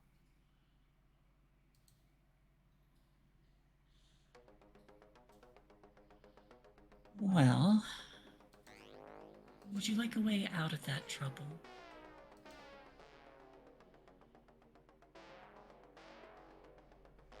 Way out of what trouble? It just You has to said go down. there's trouble following you. Trouble is afoot.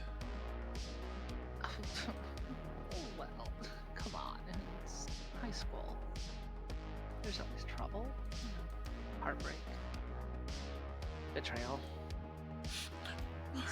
Betrayal. Betrayal indeed. She pulls you a little closer.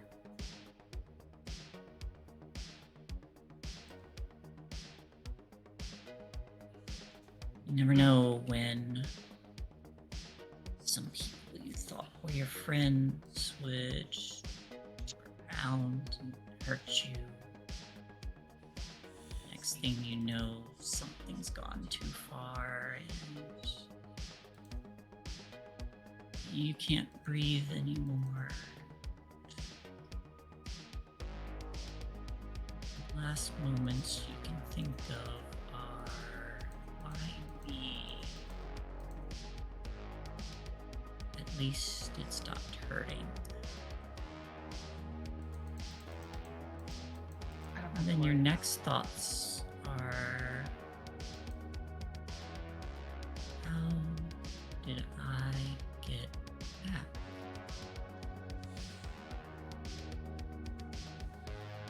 I don't have to worry about friends doing that to me. I don't have friends. I like to keep it myself. Friends are, as you say, they could be your friends one minute, not your friends the next.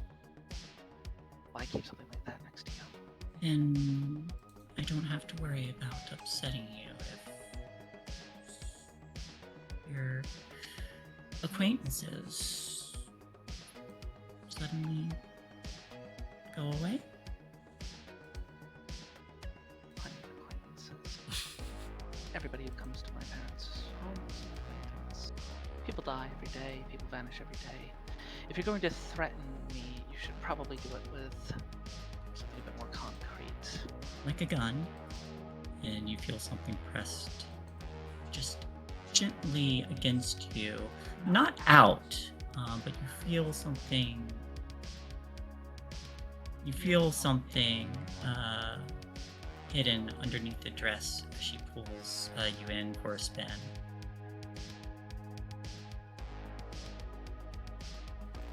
I feel like this is probably going to end up being a roll, but I'm going to look her dead in the eyes and say, "Aren't you just unbelievably tough? Thinking that you can just snuff out somebody that maybe is doing something you don't like. Do you feel that?" Yes, I do. And she leans close and whispers, "Where's the isopod?" Look, honey, I've got isopropyl alcohol, but I don't know what the hell an isopod is. I work at a morgue, and I can more than happily show you around. Is that really the answer you want to leave me with? Do you really want to murder a teenager in the middle of a gymnasium at a school? Not here. Not now. But I know your face. And I know your voice. And I can't wait to see you in my parents' basement and prep you for being 6 feet under.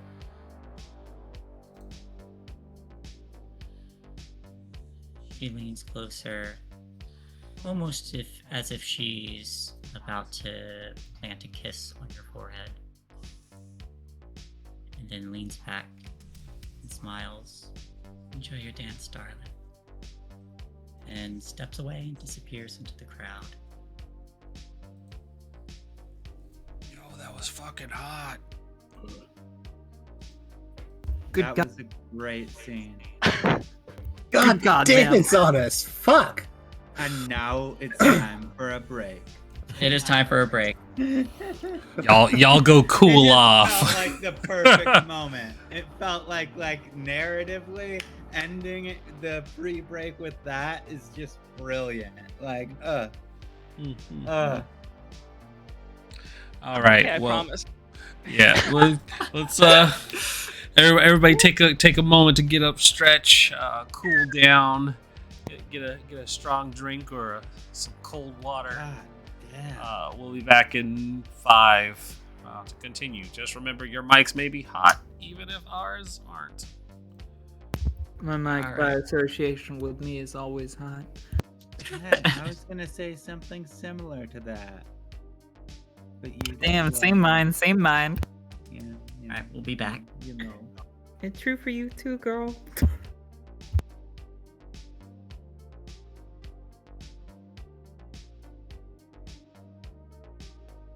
I know we had discussed a scene like that in the past where we talk about that, and sorry if it felt sprung up on you in the moment. I just didn't know what else to do with that scene. No, that was very natural. And I hate that, Tracy's immediate reaction was,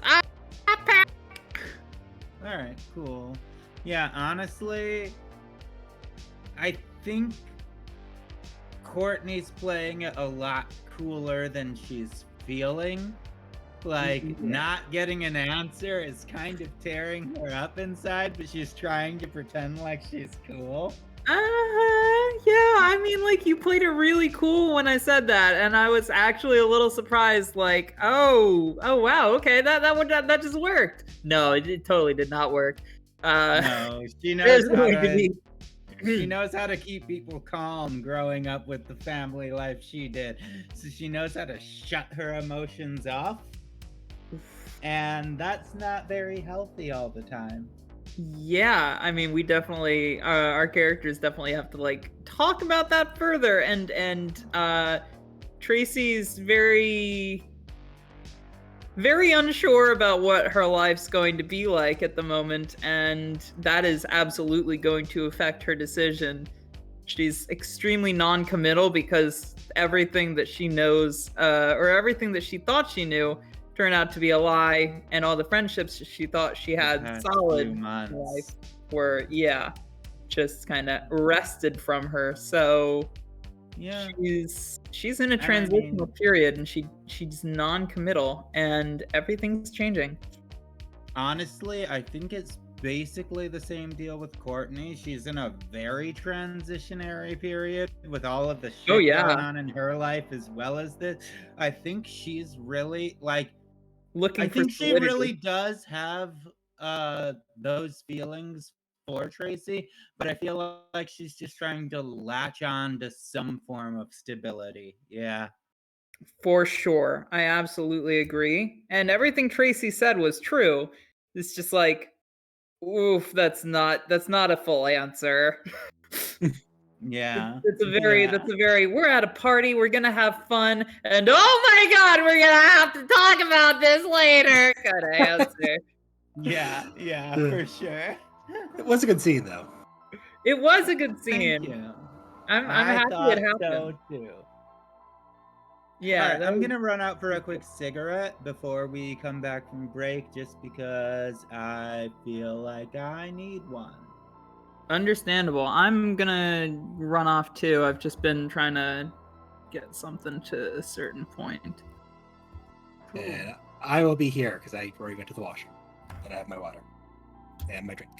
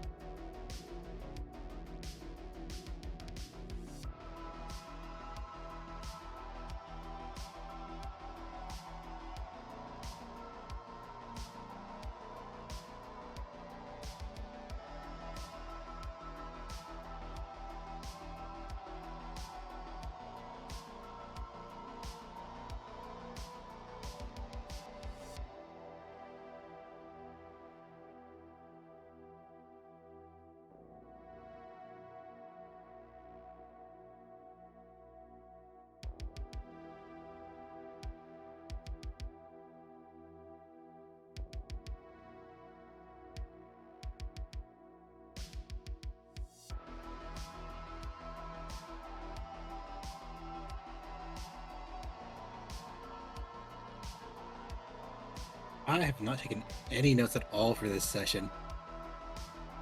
Ah, shit.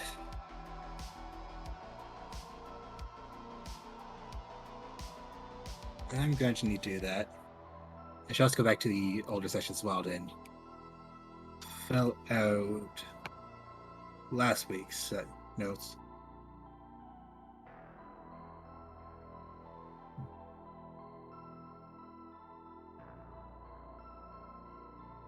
Hello, Doogs. Hey, fellas, how's it going?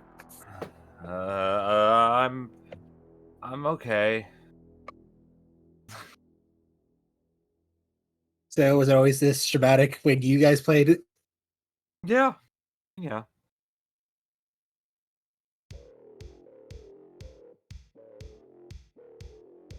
I'm honestly surprised you haven't had android come and try to murder us during the party. Is she an android? This person Oh, something like along that line. Because okay, this isn't something that Joe knows. It's something that Astrid knows that she hasn't told anybody yet. But her brother remade her after she died, so she might be like Hugh, honestly. no one's like Q. Q is his own thing. Okay, she might be in a category that's tangentially related to it, the category that Hugh is in. How's that? I don't know. I feel like Q is in the category all his own. That is true. Hey, Zaunis. Hello. We're talking about what Gary Dami Mommy, the evil woman, is. Yeah, I'm gonna be totally honest there. I thought the person approaching me was possibly the cheerleader who, screwed with Jermaine before. I was not expecting that.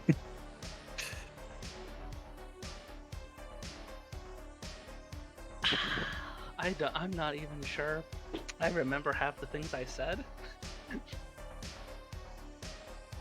Thank goodness this was recorded, because I will need to know the transcript later. Yeah, just put on your notes, Jermaine was a badass bitch. I was badass bitch. There we go. I was so terrified that I was gonna have to make a charm roll or something, and Jermaine is literally one condition away from being broken. Ooh, yeah. Yeah, and at that point I'm gonna have to start rolling. So I'm fine. I'm totally fine. Everything is good. Everything is fine. Everything's good. They know my face. They know I'm in contact with the isopropyl alcohol. They probably my mom and dad are fine. Emmett still has a gun. It's okay. Emmett is the gun. Doesn't need one. I was about to say that. Emmett is the gun. He is the concern. I am the hype. I literally thought that was going to be the cheerleader that fucked with Jermaine. Nah. I thought it was too, yo. It turns out it's much worse. Oh, it's that bitch. Whatever. I know how to handle her. They're just gone. I was mean to you because I always just wanted to make out, and it's like, oh, you bitch. You could have just led with that. Remember that Jeff puts big down, walk over the bitch, just. Remember that bitch you suplexed and then stabbed? Shae, Pat is talking to you in chat. Sorry? Pat is talking to you in chat. They need to know the haircut. They need to It's know. vitally important. It's incredibly important. Oh my god. Oh, I loved that, but I was in no way prepared for that. It was great, but I was not prepared. Oh, that was completely by the seat of my pants. That was completely reactionary. Oh, Jermaine is so fucked. She's like, I tried to be tough, and she immediately called my bluff. I mean, Jermaine's a mixed bag, because, canonically, her view on death is just, the next part. She kind of doesn't really give a shit. It's like, if you die, well, the worst See case you soon. scenario is, yeah, the worst case scenario is, it just stops. And, Jermaine had the conversation with Astrid, it's a lot of times death is, the best thing for somebody. If they're suffering beyond belief, now, this is not a, completely X card thing. This is just a character's point of view. This is not, how anybody should live their life. Life is precious, etc. But, there are people that, they have suffered and struggled, and from Jermaine's perspective, some people that are on the table with her, she looks at and like, this was a gift to you. So having her own mortality faced is like, yes, it's scary to her, but at the same time, it's like, this is your normal day. Yeah, it's like, what's next? Whatever. Then fine, I'm the next one on the table. It's not like there haven't been hundreds more. Like, I'm just the next one that goes to the table. It's nothing new to her. But the fact that, like, an absolutely new feeling for Jermaine is the fact that this woman referenced friends/acquaintances and vanishing. That's new to her, because she probably wouldn't care what happened to her, but now all of a sudden there are people in the mix, and she's like, okay. I'm fine when somebody I don't know is dead on that table. And now Might be a people little I different. care about. Yeah, it might be a little different with people that I know. That's something I don't think Jermaine has actually experienced, like, lore-wise. I don't think she's really experienced somebody that she's known well having to be on that table. And if anything, she's probably walking away from that conversation with that on her mind.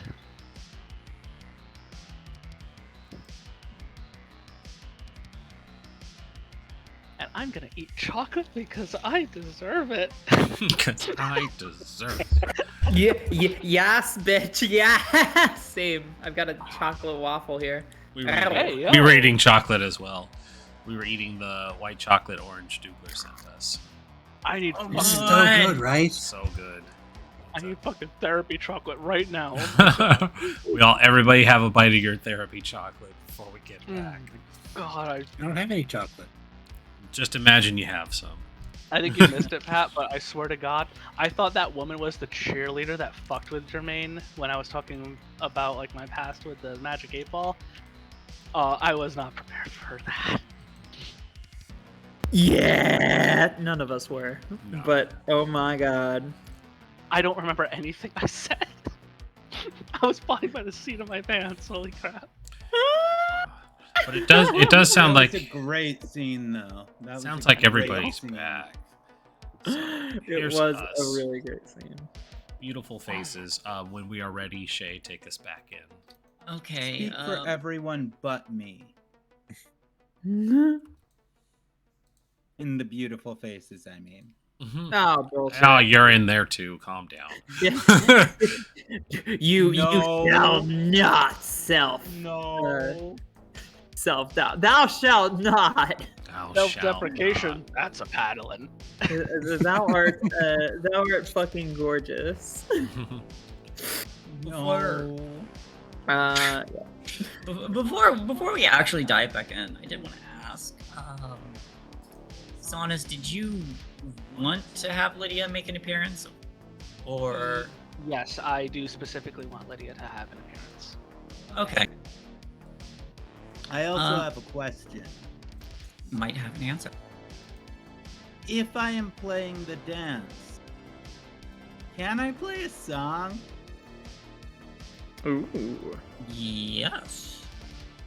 Cool. I just have like a song that I wrote a while ago that actually fits really well thematically with this episode. Okay. Fuck yeah.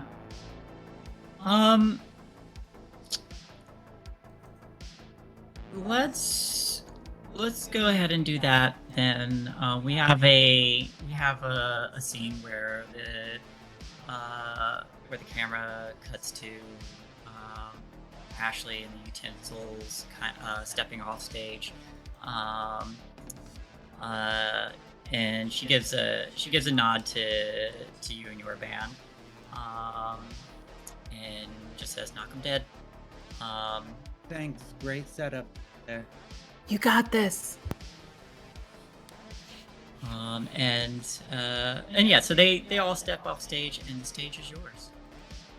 Alright, cool.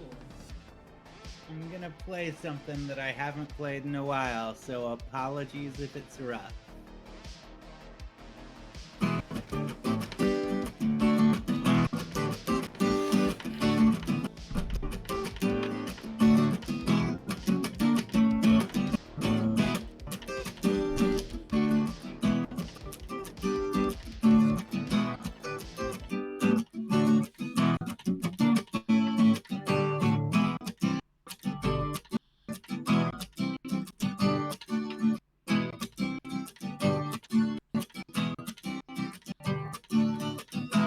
scratching my head for most of my life. Don't know how I dealt with all the strife, all the pain and the fear amplified by everything I was trying to hide. And I don't know if I can take another day of what I've been going through now, 'cause it hurts so damn much anyway. Shoot me down for what I say, shoot me down for what I do, shoot me down for what I know. Can never take my soul. Shoot me down for what I say, shoot me down for what I do, shoot me down for what I know. But you can never take my soul.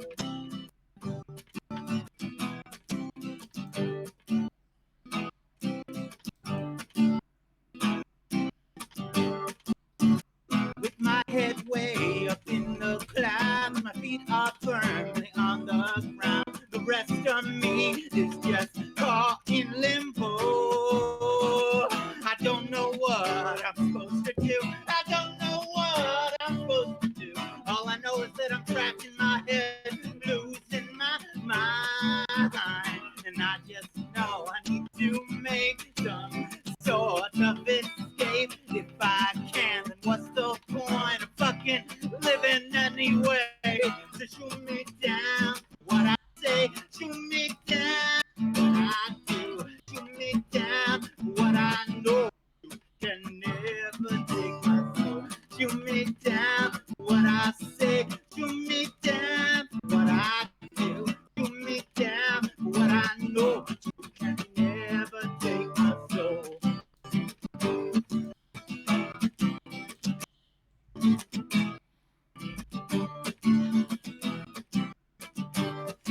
Have you ever felt like everything will just be okay and you'll be fine and everything will go happily and merrily and everything will work out right? Well, if you've ever felt that way, this isn't a song for you. This is a song for the people who've been thrown down every time they try to make a stand, every time they try to make a change, every time they try to do anything, anytime they try to just live their life.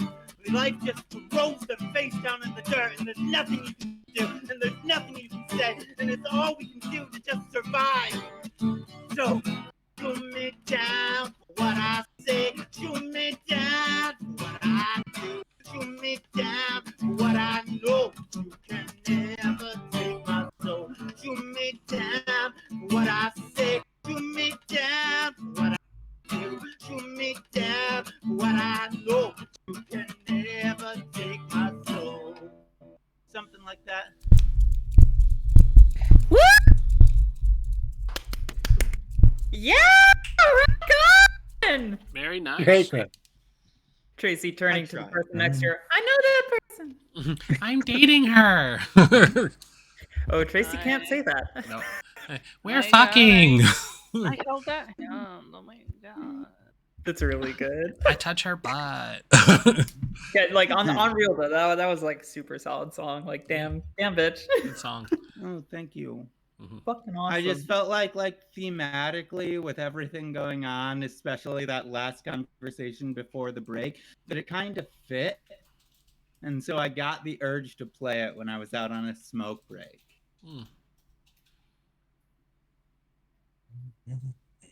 It was very appropriate, and oof, my heart. As the song is playing, having taken the stage, I'm not going to ask for a charm roll because that was good.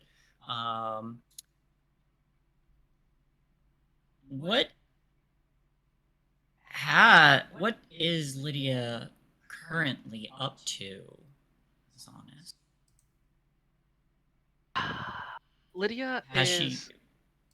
Yeah, has she like, did she plan to come to this party? So outside of the context of what people would probably know, Lydia has been neck deep in work, and basically she was not planning on being here, but she was basically kind of go be a human, go be a teenager. And as much as she was afraid that she would see people that she knew, she is here simply for the fact of She is disheveled. She is tired. She is practically a husk of a person right now. But she is here for the fleeting moment that she can exist as a student, as a teenager, as somebody who is not working themselves on several different levels. And I had mentioned this before, because this is mostly going to be up to you. Does Lydia have all of her previous memories? Are they blurry, or does she not remember at all? I think very important memories are there. Things that resonated heavily with her are there, but I think details are blurry, if not fleeting. Okay. So one thing I think she would know, since she had expressed an interest in previously in the AI. One thing I feel she would have picked up was that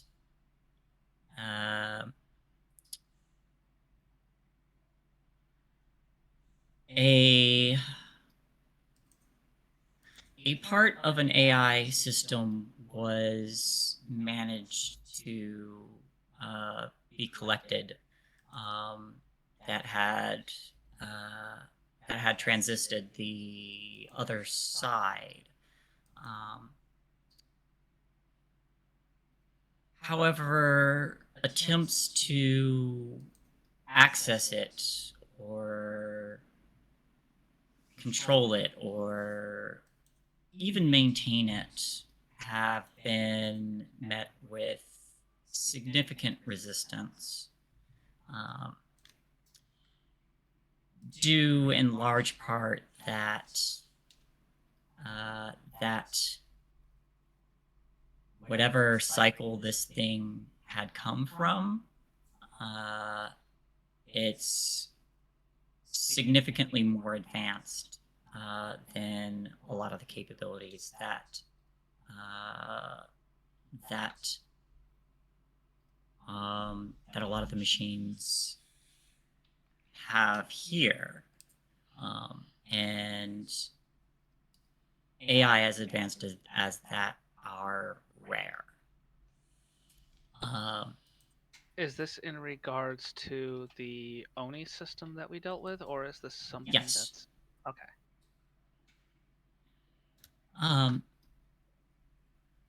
I'll also say that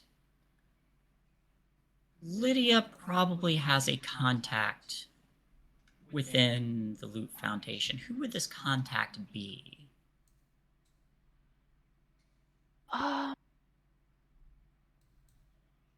Or God, what? Or what? Ooh, the what really intrigues me.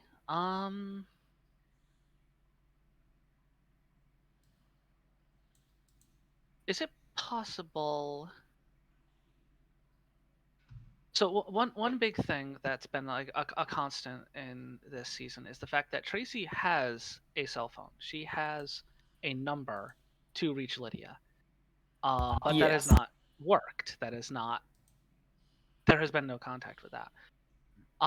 If we're going with a what scenario, I feel like it'd be very possible that Lydia could be under some sort of surveillance. Like she's the daughter of someone very important within the company, and clearly they know that she's possibly been a rogue element here. Would it be possible for like a almost remorseful AI that's surveying her, that's supposed to be like keeping her, like surveying her, but maybe is a little growing a little. So Oni, basically. Possibly. Maybe not quite that. Like Your contact's the big bad. Congratulations. Oh wow! No! Oh dear. Okay, that's unbelievably intriguing, but that's such a red flag. Okay. Oh my! Yes, it can be an AI. Probably not a.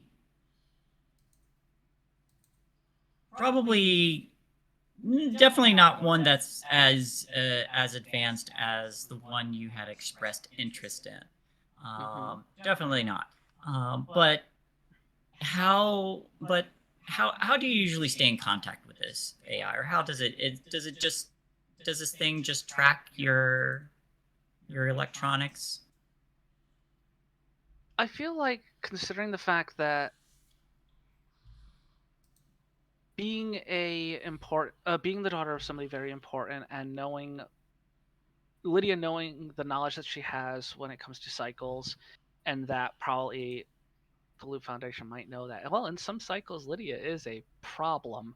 They would be monitoring her electronics, especially like specifically that cell phone, which is why she has not contacted Tracy or Courtney or Joe. I think that would probably be a really good way to be able to contact that AI. Does this AI have a name? Does anyone have suggestions for a name?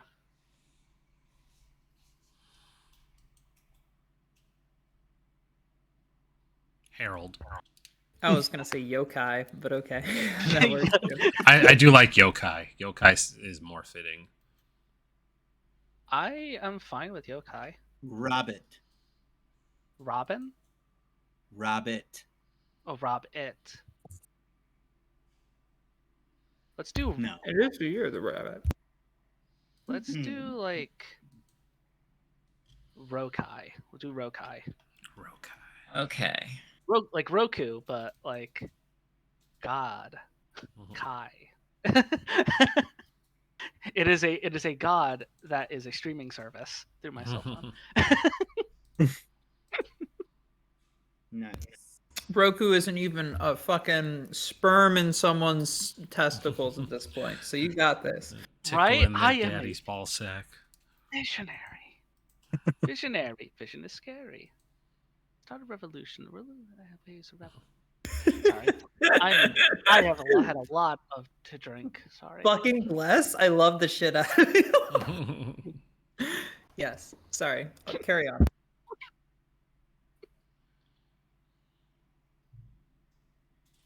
Hate me. Well, that sucks for you because I love you. Too bad. We like you just fine. Oh God, you have terrible taste, all of you. Yeah. Thanks. Comes from eating ass. Oh. You are what you eat. All right, so the robotic observance keeper artificial intelligence, or Rokai for short. Nice. That was very well put together on the fly. Thank you. Is your contact. So Lydia, you're what is Lydia doing at this party? Just as the music is playing, you actually do see one of your former companions up on stage playing music. What is Lydia doing? I feel like Lydia has done her best to slide between people, grab the punch, because her prior knowledge of Tracy would know that there is something calming and helpful in that bowl. And she is immediately skirting as quickly as she can back to I don't know if everybody remembers, but like usually in school dances they'd have those giant racks where everybody would put like their coats and stuff, because like it was cold, you usually came with a coat, but it's like those huge gymnasium racks. And she just grabs a drink and slides right back into the corner of the gym, like trying to be obscured by one of those things. Just like, I'm here, I'm existing, but God, I don't need this right now. Oh, give me a stealth roll. Oh, fantastic. That is exactly the opposite of what she had expected. Jermaine, quick, I need to borrow your body. Mood. Hey, 0. That's fucking good. So yeah, so Tracy, you were kind of around the punch bowl previously. You catch sight of a very disheveled Lydia.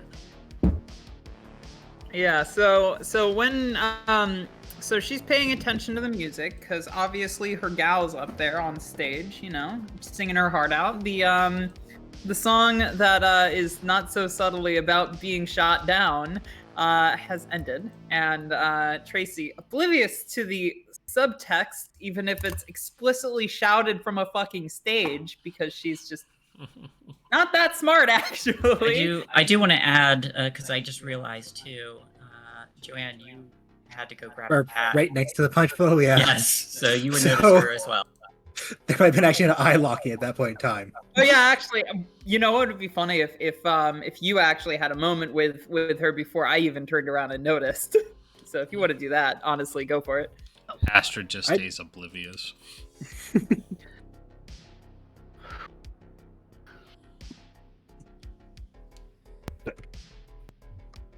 can also say no. No, I wanted it, yeah.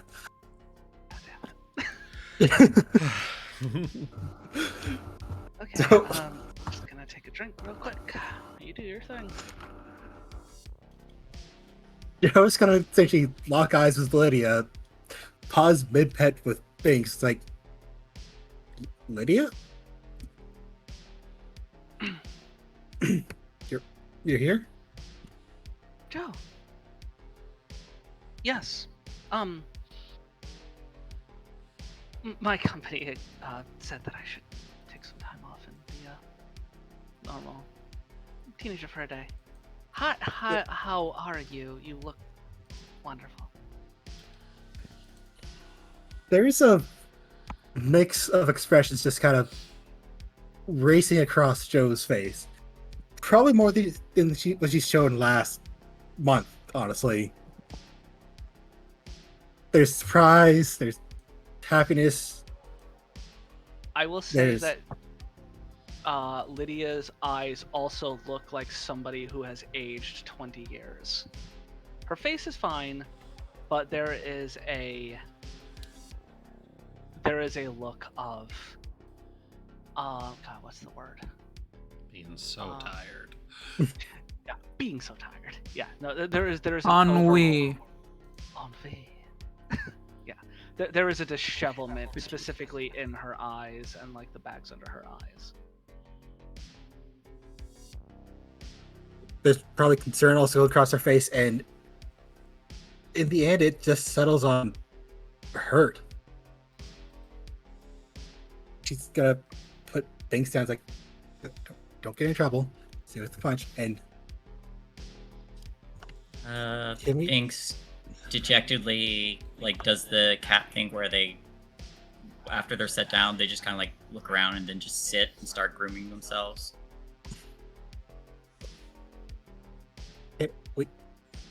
I think we should talk.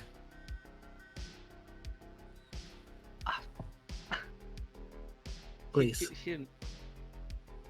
Joe, you know, you were there. You know exactly what happened when you were all around me. Talking is probably the worst thing for your life. Bull fucking shit. You don't know what... Of course you know what's happened last week. Joe's actually gonna walk over and just grab your wrist, like, we're gonna find somewhere to talk. I would say, Lydia... I would say that Lydia tries to dig her heels, but forgetting the fact that we're in a gymnasium and she has flats on, so it basically does nothing, and she just glides across the floor at your pull. We're probably gonna go right to where your original plan to hide was. That's sort of just more out of sight. There's just the audible, like, going across the gymnasium floor. Because you do have to remember, Joanne is still larger than Lydia. Lydia's a freaking She's gremlin. Who's 5'4"? Still probably Lydia- taller. You're probably Lydia is still tall. doll-sized. Lydia is a freaking... She's like a mannequin in like the children's section of the store. Wait, Joe also has heels on, so she's 2 inches taller too. So. Oh yeah, so you're absolutely taller than Lydia. You're a giant.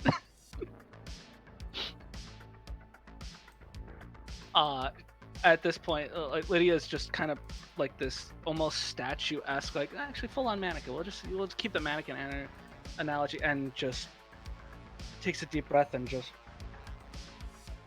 full-on chug of a drink, knowing full well she's not getting out of this. Like, all right, fuck it, here we go. It's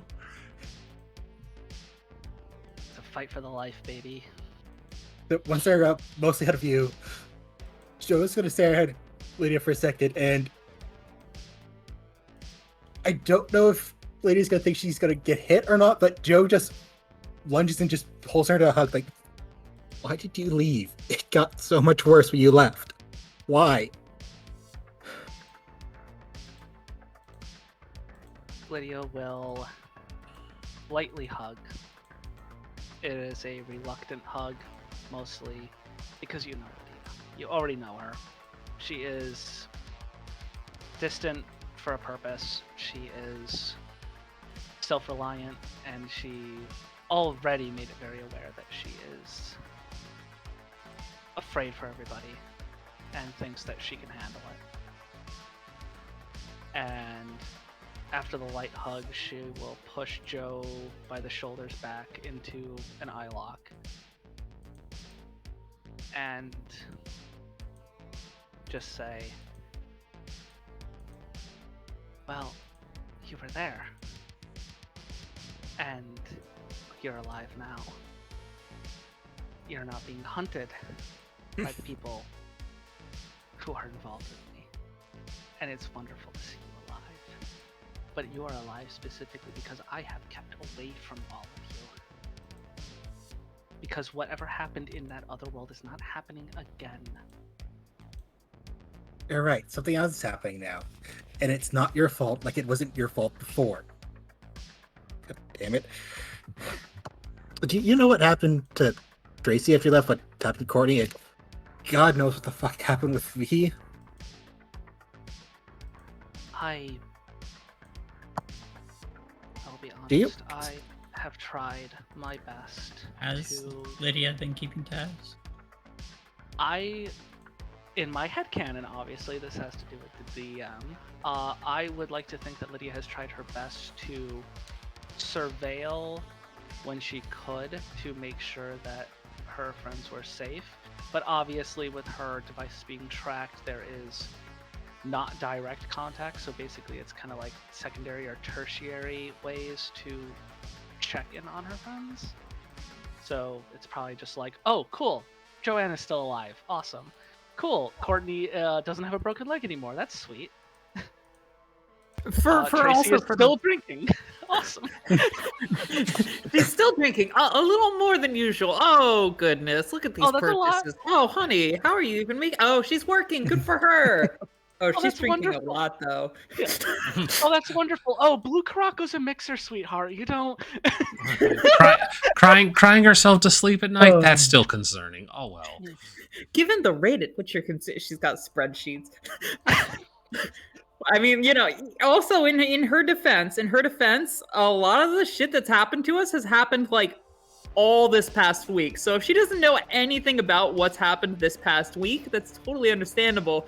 It's been a week. That is true. That's only. I will say Lydia has kept tabs enough with infrequency over the past few months to know that everybody is still alive. I would say Lydia probably hasn't had a chance to know of the recent events. Okay. Alright, so what do you mean it's gotten worse? You had a school dance. How bad could it possibly be? How bad okay, could it so possibly let's be? start. I don't remember last day I seen Tracy not drunk. Courtney, her family's that situation's gotten worse. I've tried to help and I try to be there for him. I'm not enough. This last week, I might have caused a fucking giant ass isopod to appear on this side. He talked things I shouldn't, and I bonded with him now. And we've had Cyborg try to murder us. I try to make things better, and I don't know if I can because I'm not enough. Intersection. Would Lydia have any sort of knowledge whatsoever about what Joe is talking about? You can make me a roll. Investigate? Or... I would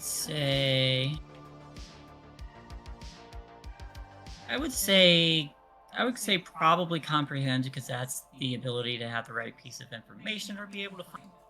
Thank God Lydia's So if you got don't points know, on that. yeah. Let's go. Come on, baby. 2 successes. 2 successes. Okay.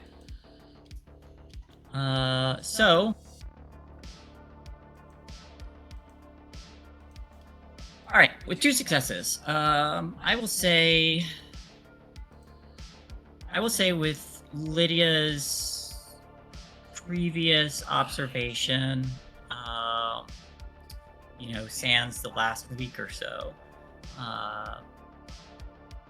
you would have known that Courtney's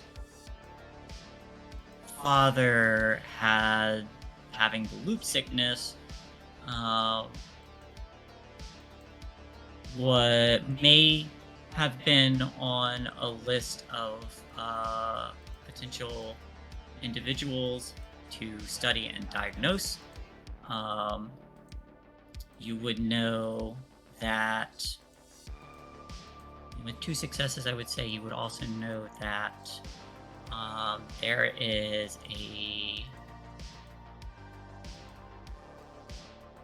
there's a whole section in the Loop Foundation that is completely dedicated to cybernetic integration, prosthetics, neural chips, any number of things, and you would probably know that there were recent deployments, though perhaps not specifically what those deployments were intended to achieve. But you do know that you could probably find out within the Loop Foundation itself.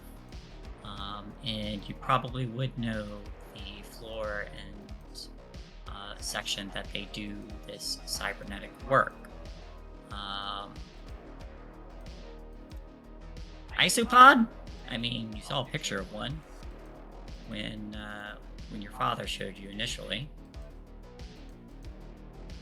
Just as an example.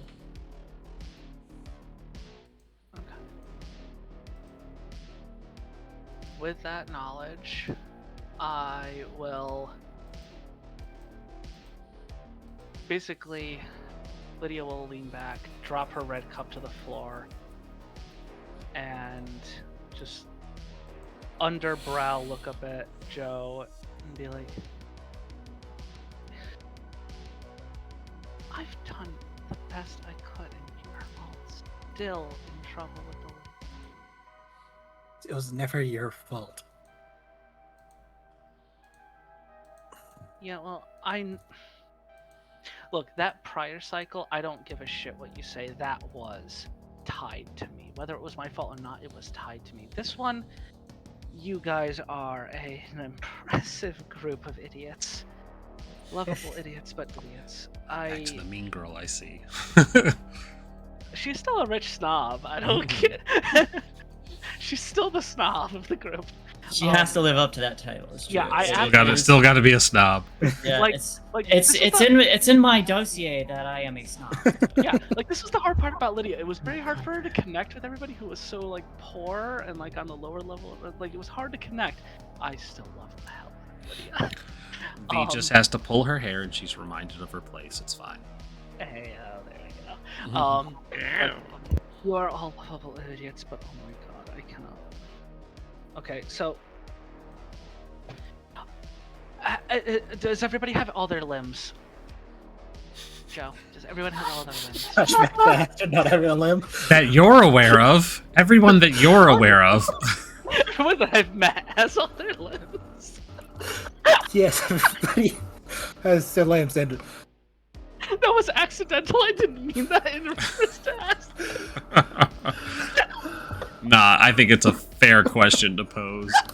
Just have Joe have that existential moment. It's like, to be fair, Courtney had a broken leg half of the campaign. So Astrid and Signa are together, and Astrid suddenly sneezes. And you're like, I don't sneeze. I don't sneeze. What the fuck? What is this? Yeah, I will look to Joanne and say, does everybody have all of their ligaments? Ligaments. yes. Okay, wonderful. All right, look, whatever you're doing, just stop. Okay, just stop. We kind of Exist. Okay, just be people and leave. I love Lydia, you all. the only way through this is just go forward now. Yeah, go what we forward have. by quitting. Just stop and leave. Okay? I'm doing what I can behind the doors of the enemy to hold them back, to slow them down, and all I want to do is see you all get out of here alive. Can you just do that for me? Just walk away. You have two legs, don't you? Everybody has their legs. You said everybody had their ligaments. Just walk away. I can't. Somebody needs help, and I can't walk away. For the love of God, Joe, I'm gonna... Look, I left all of you so that I could prevent what we saw in that cycle. And all you have to do is walk away. I will take the brunt of all of this. I will sit back and I will just suffer. Because that is what I did in that cycle, and that is what I will do again for all of you. You just have to walk away. Can't you just do that? No. There's also somebody else like me who's stuck, and I have to help them.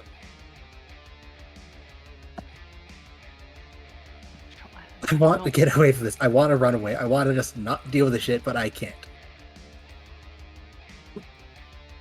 God, I thought I was the stubborn one, but here you are, just looking me in the eyes and telling me you can't do something as simple as walk.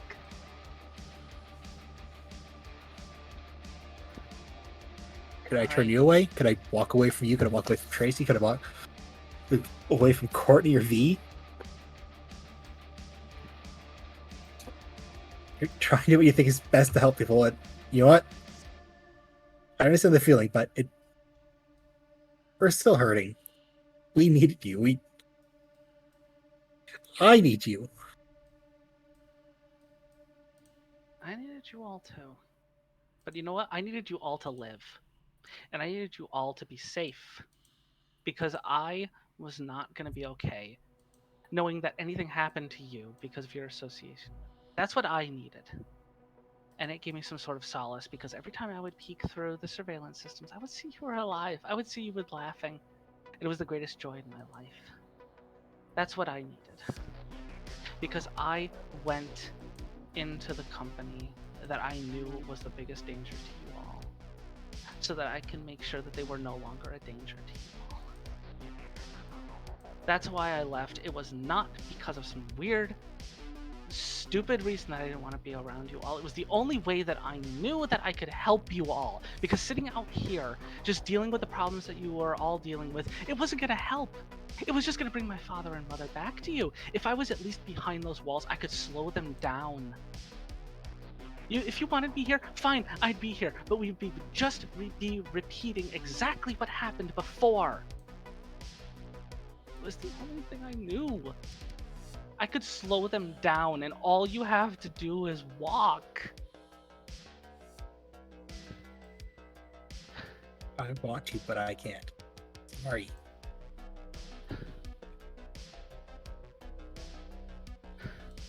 At this point, like, her eyes are just, you can see the bags. Like, she has been probably doing like 14-hour days to try at her basic ass level at Sunshine Farms to just slow progress.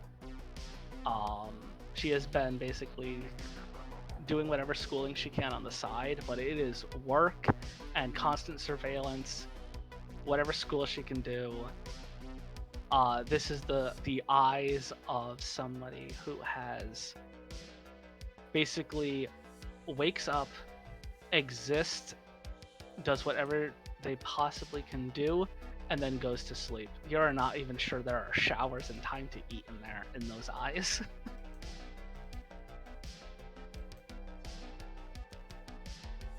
Joe's gonna reach to put her hand inside of Lydia's face, like, Lydia, I think this is killing you too. Well, one life is better than 3 or 4, right? If you and Courtney and Dee and Tracy can walk away for one life, it's 4 lives, eh? I don't think it's worth it. I don't think it's worth losing you. 4 lives for 1, you don't think that's worth it? I mean, I know you don't do great in math class, but honey, that is... Fuck you. Lydia will actually laugh with Joe there. It needed to be said. I know so you're not mean, that but great so at right. But 4 is greater than 1, honey. I know you're not great at math, but 4 is greater than 1. Unless the mass of 1 is equal to or greater than 2, 3, and 4 together. Oh shit, I was always bad at prime numbers. Is that prime number shit? Hold up. I don't know, I'm basically Eldridge, not math, apparently. Okay. Lydia's gonna basically knock herself out of the laughter and look back at Joe and say, alright, okay, look. Maybe I fucked up. Maybe I fucked up again. Imagine me fucking up. Isn't that just shocking? What can I do? If I walk away from Sunshine right now, guess what?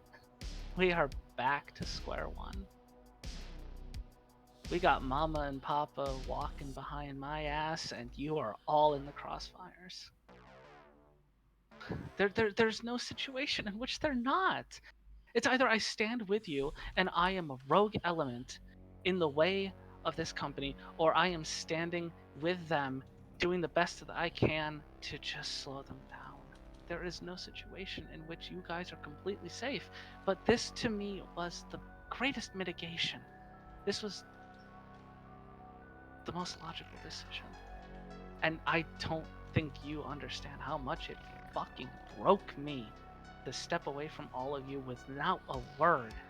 But in that moment, in that exact second where we woke up, I realized that that cycle that happened will happen again, and it will constantly happen, and every one of you will be in danger until I could do something. And I was the only one of us who could do something. I was the only one of us that could stand in the way of that company. I just hope you understand that. Just understand it. I don't care if you accept it, but just understand it.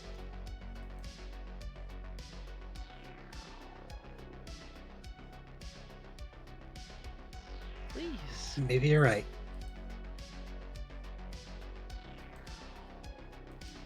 I'm tired of losing. I'm tired of not.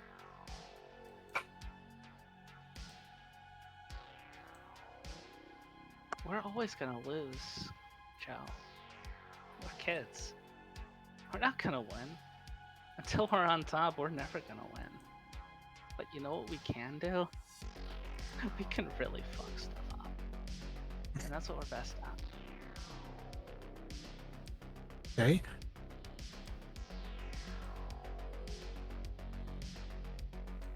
Do you want to hot fuck stuff up from inside then? Because I need to know more. And I can't find it from out here. I missed that, what? Said, do you want to help fuck things up from inside then? Because I need to know more and I can't find it out here.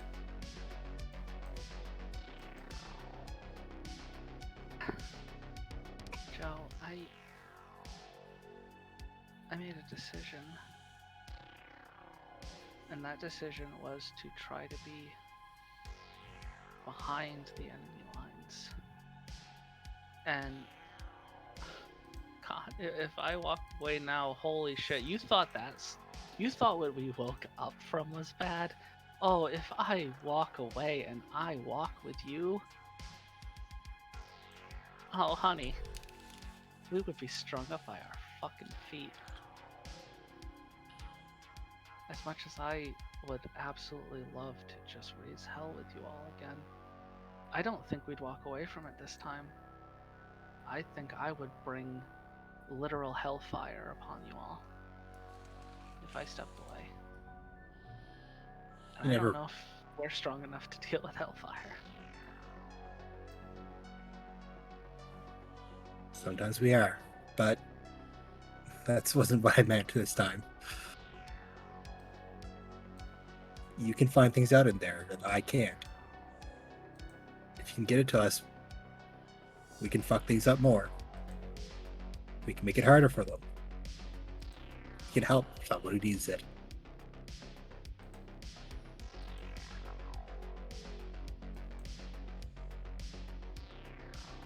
Well, if outside elements are raising hell, I can't necessarily be blamed. Alright, fine. I can't guarantee that I have any knowledge that you're looking for, but what can I do? Okay, so I need to find a name real quick. Need to find the paper mask girl's name. Paper mask girl? Oh god, I don't think Lydia's got any info. Well, Yeah, she might have information on the wellness center. is that tied to the loop, though? Well, White Van did pick up Courtney's father. Okay, yeah, you have a point. Okay, yeah. I don't know if I have that name written down. Do I? Because I have Mask Girl, but I don't think... Is there a name mentioned? I wrote it down. Oh, Olwyn. Olwyn? Olwyn. O-L-W-Y-N.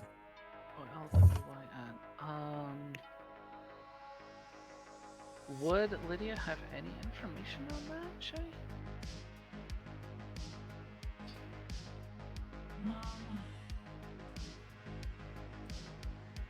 I think the audio cut out. Make me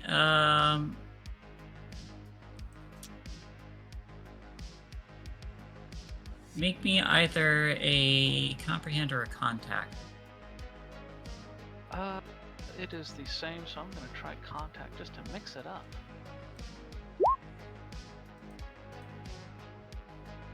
Yay. One success. So you try requesting this from the AI. You probably have your devices connected to it from the loop. But you search this and this name has no detectable records apart from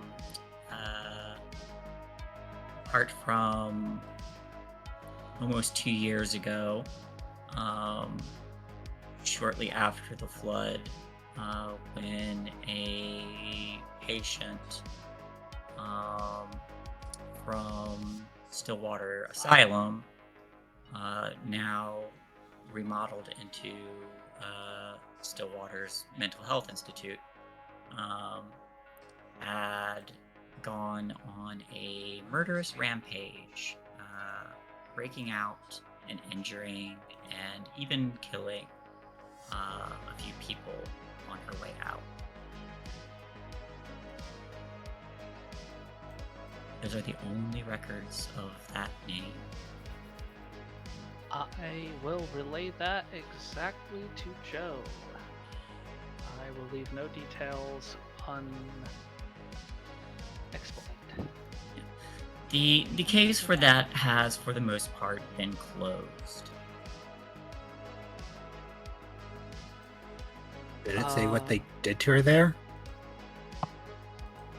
When you say case closed, is that a case closed from a forensics and investigation standpoint, or is that a case closed from a loop standpoint?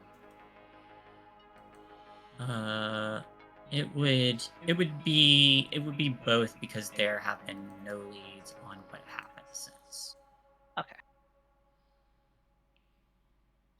So what you do get from this is that the loop has no idea what happened to this individual.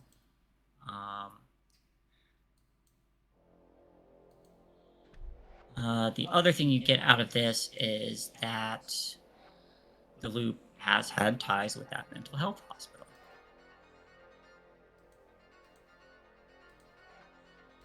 Okay. I will also relay that directly to Joe.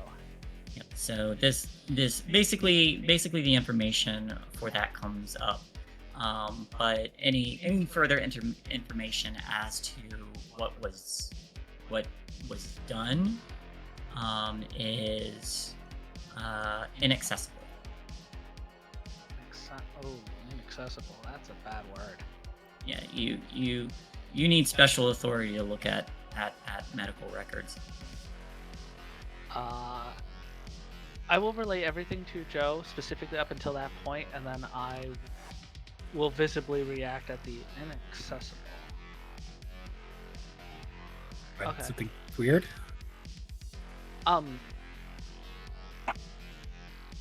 There's just... I'm still low in the rungs of the loop, and apparently I don't have clearance for whatever else is here. To be fair, having clearance for medical records, you probably have to be a doctor of some sort. True, very true. So there'll be less confusion on Lydia's side. More like, well, I don't have access to medical records, so that's kind of where my line of demarcation has to be drawn. Damn it. I'm also going to say, Joe didn't seem surprised at all when she heard about murders, which might... It's normal. Yeah, Lydia will look back at Joe like, what, all of a sudden murder's normal for y'all? What have you been up to? I actually knew about them already. Oh. Let me guess. You're... whatever weird mind shit you were doing before is all of a sudden some full-blown anarchy, right? Is that what y'all? So, you remember how we played D&D and there's that class called the Warlock? Lydia's just gonna breathe deep and be like, good, yeah, wonderful, wonderful. I can do everything in my power to keep y'all safe, and you make pacts with the fucking devil, right?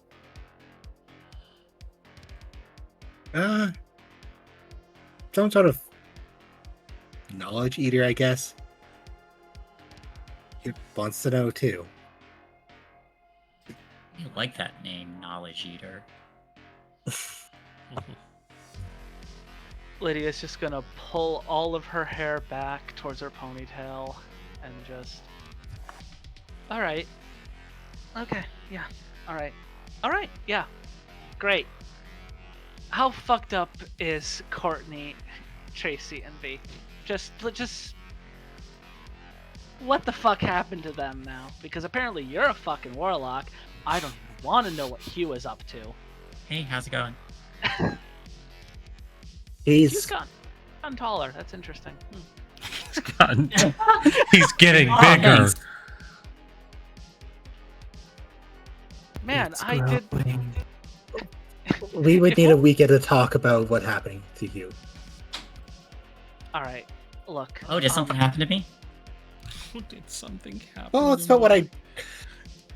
Something happened to you? No, something happened from you, Hugh. You are the thing, Hugh. Lydia. I am the happen. I am the thing. No, Lydia will look directly to Joe and be like, "Look, I can't guarantee that I'm going to be around very often. So, look, this dance, this is where you have me, all right? So if there are things that need to be done, do it now, okay? Because you probably have until this dance closes before I am under complete surveillance again.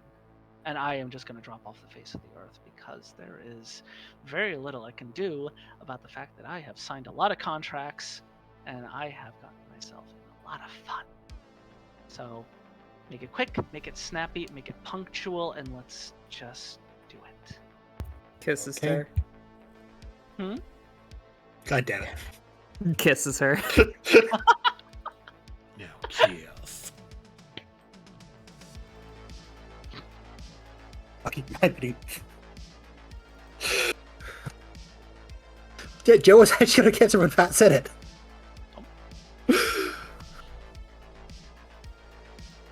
Lydia's gonna just lean back, be like, "All right, Yeah, Article 1 done. Great. I will notate that next step." And that wasn't where my mind was going, but it. Hugh takes a slow sip from the punch he has. This is going well. Why didn't you see what Jermaine is doing, Hugh? Oh, yeah, I can do that. Yeah, please, for the love of God, Hugh, make sure that Jermaine is okay. She is on one condition left, and she just had a gun pointed at her. Please make sure she's alive. And Hugh moves into the crowd. I need a way to contact an Agent Giggles and Agent Catch.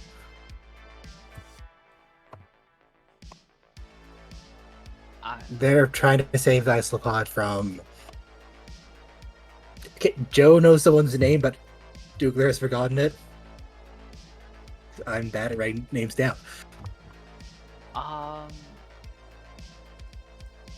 would probably say that I'm not sure Lydia has the ability to contact people directly if she's not got much clearance within...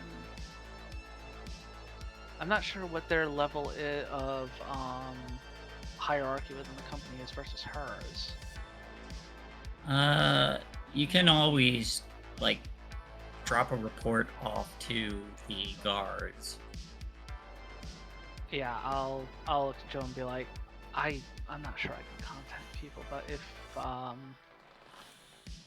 can attempt to just make a contact on your behalf, but I don't know how much I really have to direct contact people.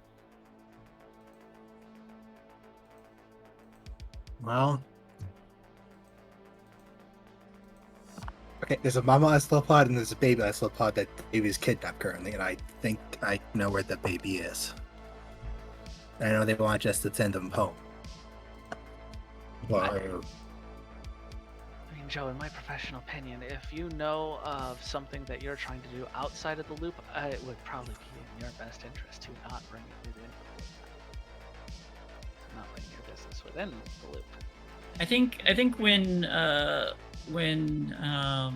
Lydia says that, what is Signa and Astrid up to right now? Oh fuck.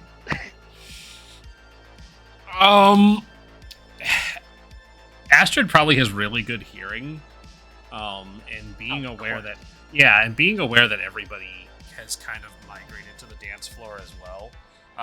first thing, there was a comment Cigna had made before they kissed, and she just kind of like breaks the kiss, brings a hand up, and just like puts it up to her lips, and she says, "Slow down there, cowboy. You're moving too fast again."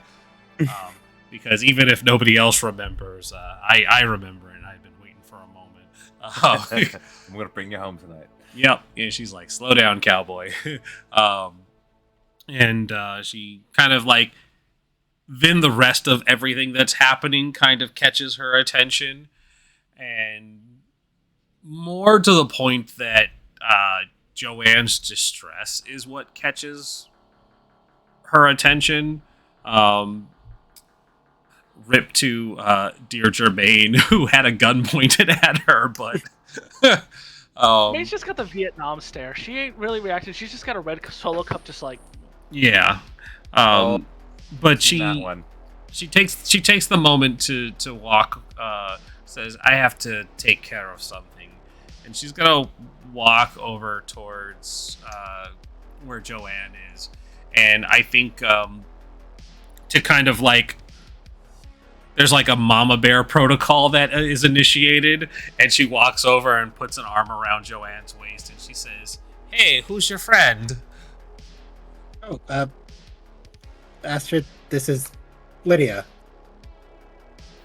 right when Joanne finishes that sentence, would Lydia have knowledge of Astrid's existence?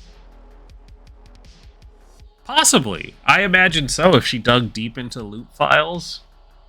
Legit, I was thinking that yes. I think that it would be very, very much something that she would know about, especially because we're relating to each other now. Yeah. Would you recognize her is the question. Well, so from a Germain standpoint, learning about who Astrid is, like, okay, fine, that's new knowledge to her. Considering Lydia's entire existence and all of her decisions have been protecting her friends, and now there is a fucking gynoid who I know was capable of murdering kids and teenagers, now has their arm around Joanne. I think it might be secondary Mama Bear protocols activating. Mama Bear protocols also activating. All right. Okay. So there's a moment. Yeah, there's a moment where you see Astrid, and you're like, where have I seen this face before? You think back to certain dossier files that have been, for the most part,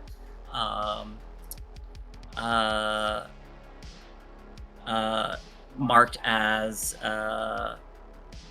unconcluded resolution, or something along the lines of this case was never solved, things have disappeared, and you're like, oh shit, I have seen that face before.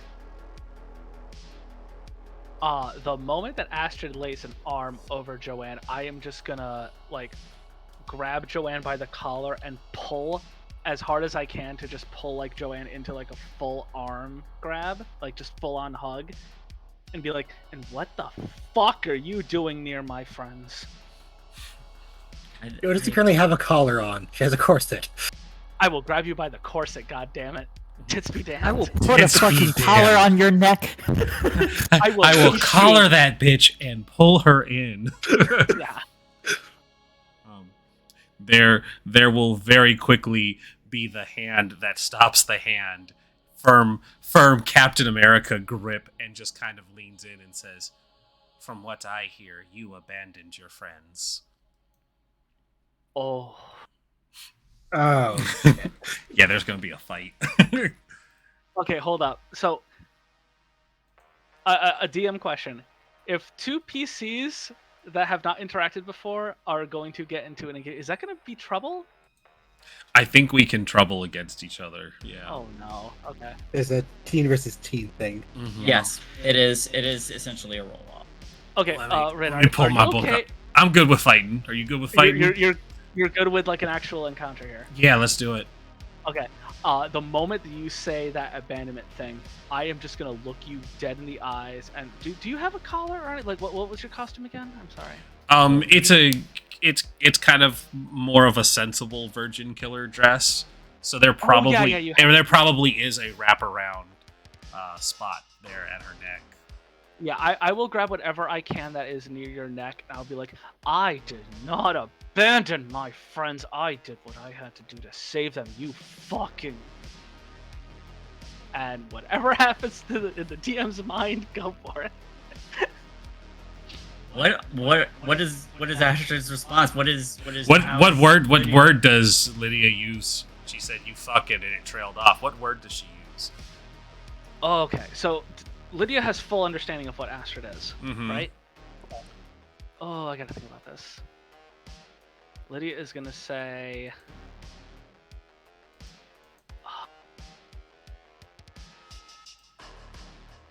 Oh god, I'm trying to think of what is actually insulting, but like not like forced. Like I don't know, like teenage blender. You fucking blender. Yeah, you know what? You fucking child blender. I'm gonna say that. You fucking child blender. Oof. Love it. Fuck. Nice. Okay. Brutal. I love you, Rin. I'm sorry. No, that's good. That's good. So Astrid's head will droop down for a little moment, and you'll just hear do do do do do, and then her head slowly goes back up, and the icy blue of her eyes is replaced with like the red points, and she's gonna swing on Lydia. Oh fuck! You're a robot. That's not fair. Yeah, but I don't put any points into force body. Okay, fair. It's a lie. I have 3 points, so it's not capped out. Why do you? God damn it! I haven't invested in her being physical. So I will need force body from both Astrid and Lydia. Oh god damn it! I have 0. Why were you cheating, girl? Hey, look, the dice didn't fuck me. Do I have? Please. I think No. hold on. I think what you can. Can... I think you can actually roll something else to avoid it. Let me just double check. Yeah, because in the teen versus teen, I think you have options. Oh. Yeah, I'll say if you want to do a move body, you can. Yeah, because I think you can avoid getting hit. Yeah, if you're trying to like run or dodge or just not get hit. So the problem you wouldn't be fighting. So the problem is you also can push.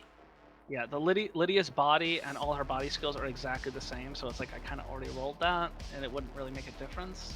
Okay. I will push because I'm just gonna say she is upset that you push the abandonment button. Nobody pushes the abandonment button. I'm gonna try the move this time. Come on. Fuck. Yeah, well. And Joe try to stop the swing. Hi, Lydia. You just got fucking one punched by a Terminator. Alright, so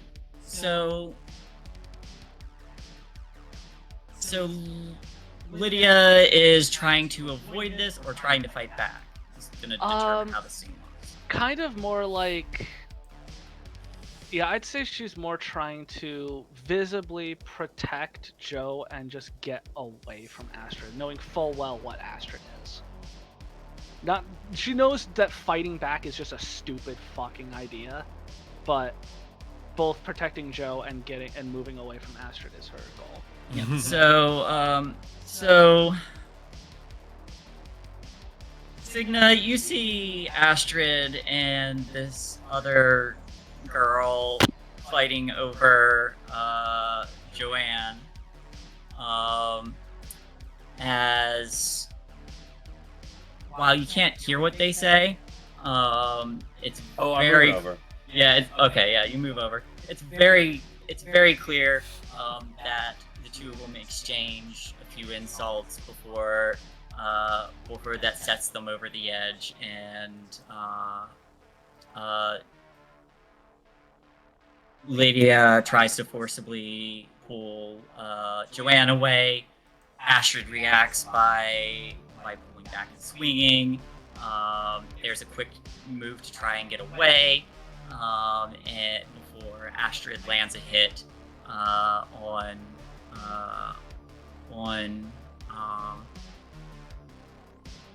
on Lydia, and what did Joanne want to do? He wanted to stop Astrid's swing. You're not gonna be able to stop it mid-swing. Yeah. I mean, you can try making a force body to try and stop her. Hey, a success. It evens out, which is going to be a mixed success. Would either of you like to push? I'm satisfied with not pushing, because if it ties, it just means something does intervene. And that seems more dramatic than trying to hit Lydia. Okay. For the narrative, I'm fine with it. All right. Yeah, I'm fine. So it looks like Lydia's about to get full undecked before Joanne spins and just like full on puts an arm around trying to pull her back. It is enough to keep Astrid from actively harming Lydia. So Lydia, you do not get the injured condition.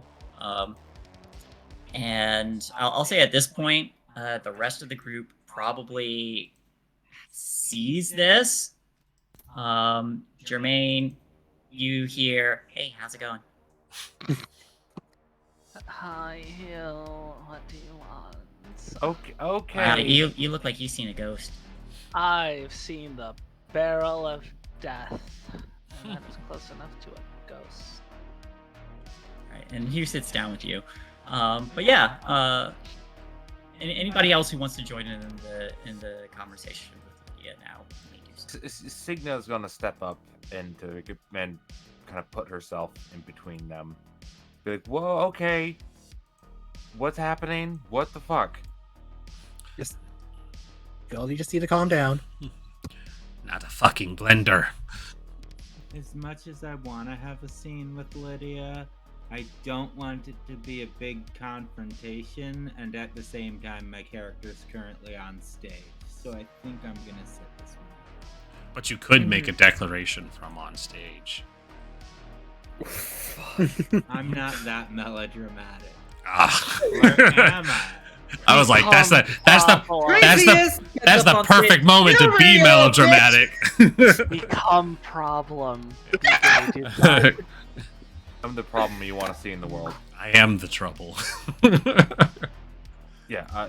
Signa is going to kind of come in and sort of put herself between everyone. Be like, okay, whoa, what's happening? Why are you swinging? What's happening right now? That's a fucking blender. And she tries to like it's full catfight mode. She just takes another air swipe at Lydia.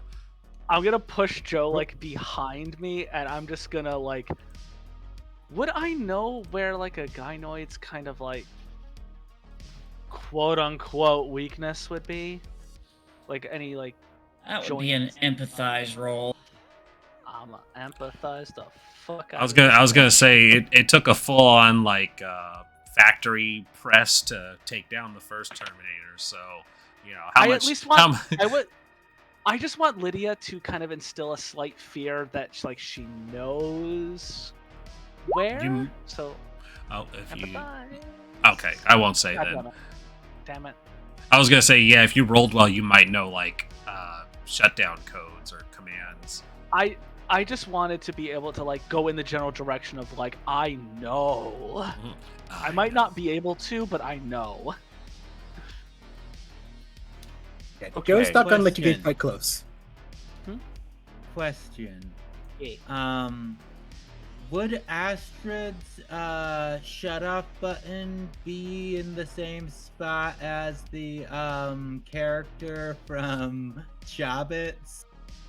Oh God. No, her on-off button is not there. That would be really ineffective. No, but we did establish where her power button, or where one of her buttons are, if you needed to get into stuff. For the sake of it, I just want Lydia to be in the general area. Like, clearly she knows what you are, but, like, she clearly doesn't.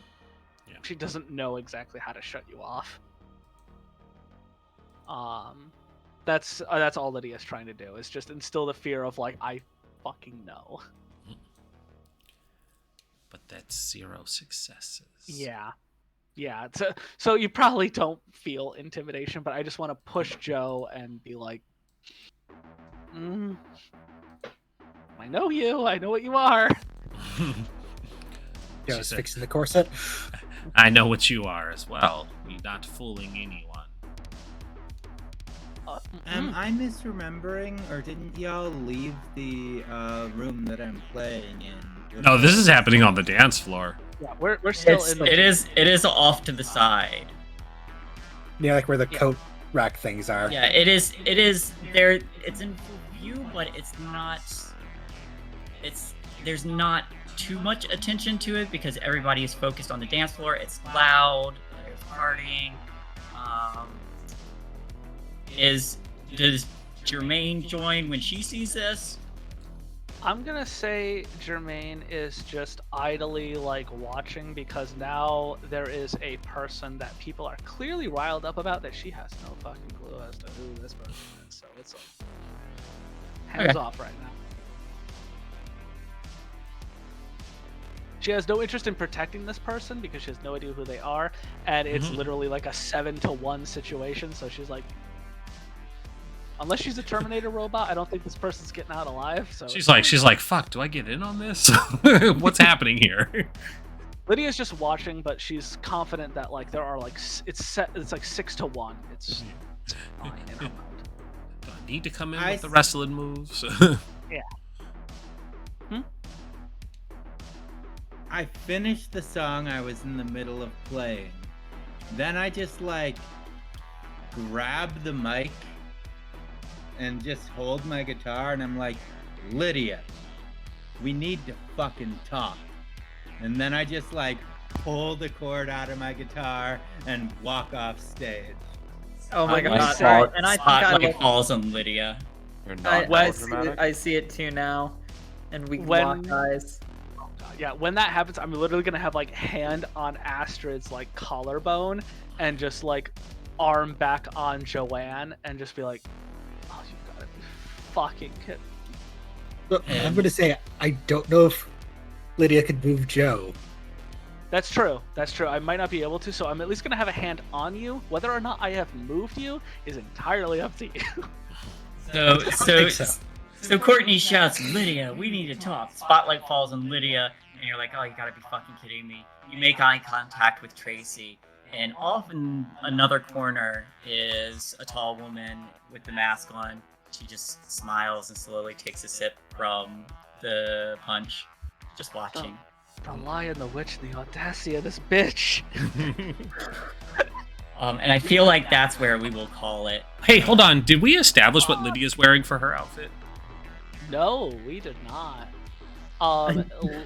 Lydia is an adorable little bat. She has, like, the arm sleeves where, like, it's connected to the wrist and the upper arm, so it's just like the little bat wings, and it's just like a leotard with, like, the you know, like the bunny ears thing, but instead it's like the bat ears. Like, it's very basic, but it's like, it's clearly a little bat, and she's got the, like, the fake fangs in. Does she have like a little cape and stuff too? I think so. We'll say the thing that so it attaches to her wrist, it attaches to her upper arm, and then we'll say that it's like a full cape in the back, so it's just literally attached to her arms.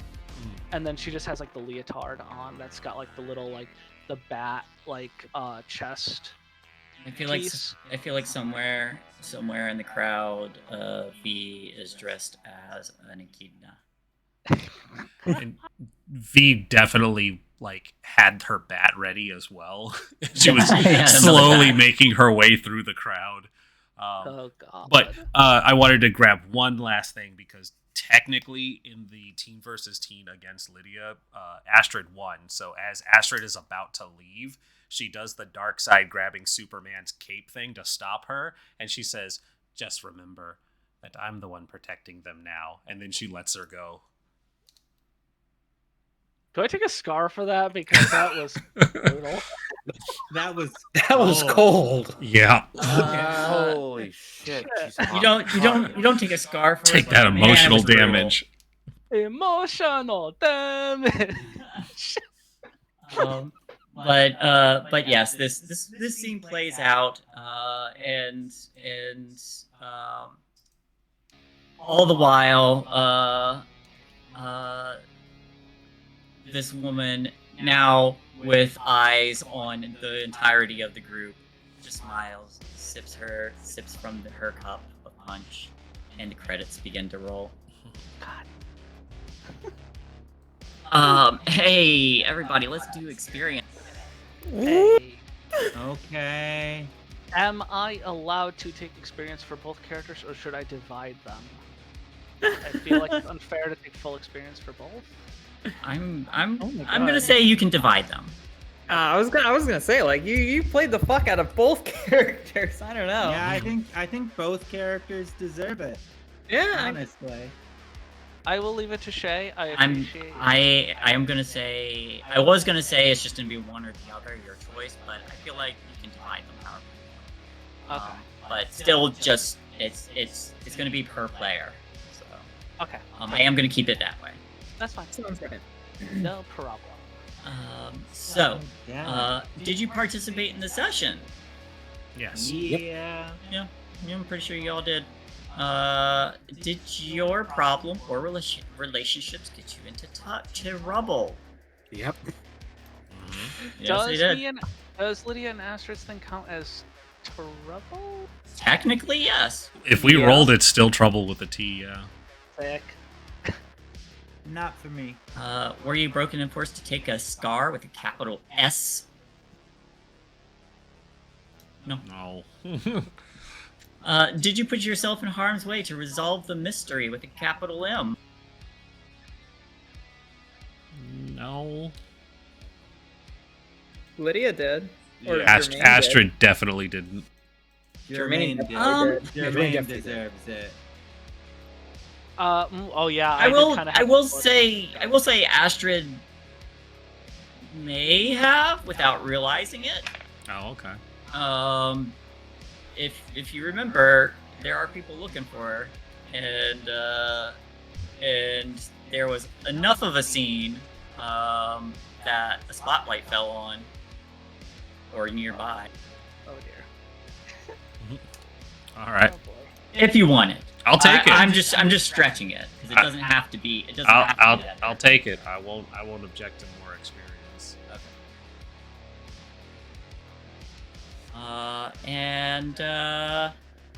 Did you learn something new? Question mark. If so, what? Lydia's a bitch. We already knew that. Excuse me. Astrid didn't know that.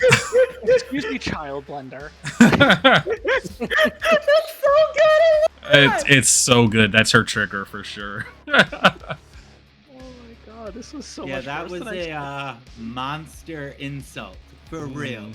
That was great. Fits the theme of the dance pretty well. Yeah. I'm afraid for next episode because I don't want to cold open on more Lydia drama. There's will gonna open be on that. drama.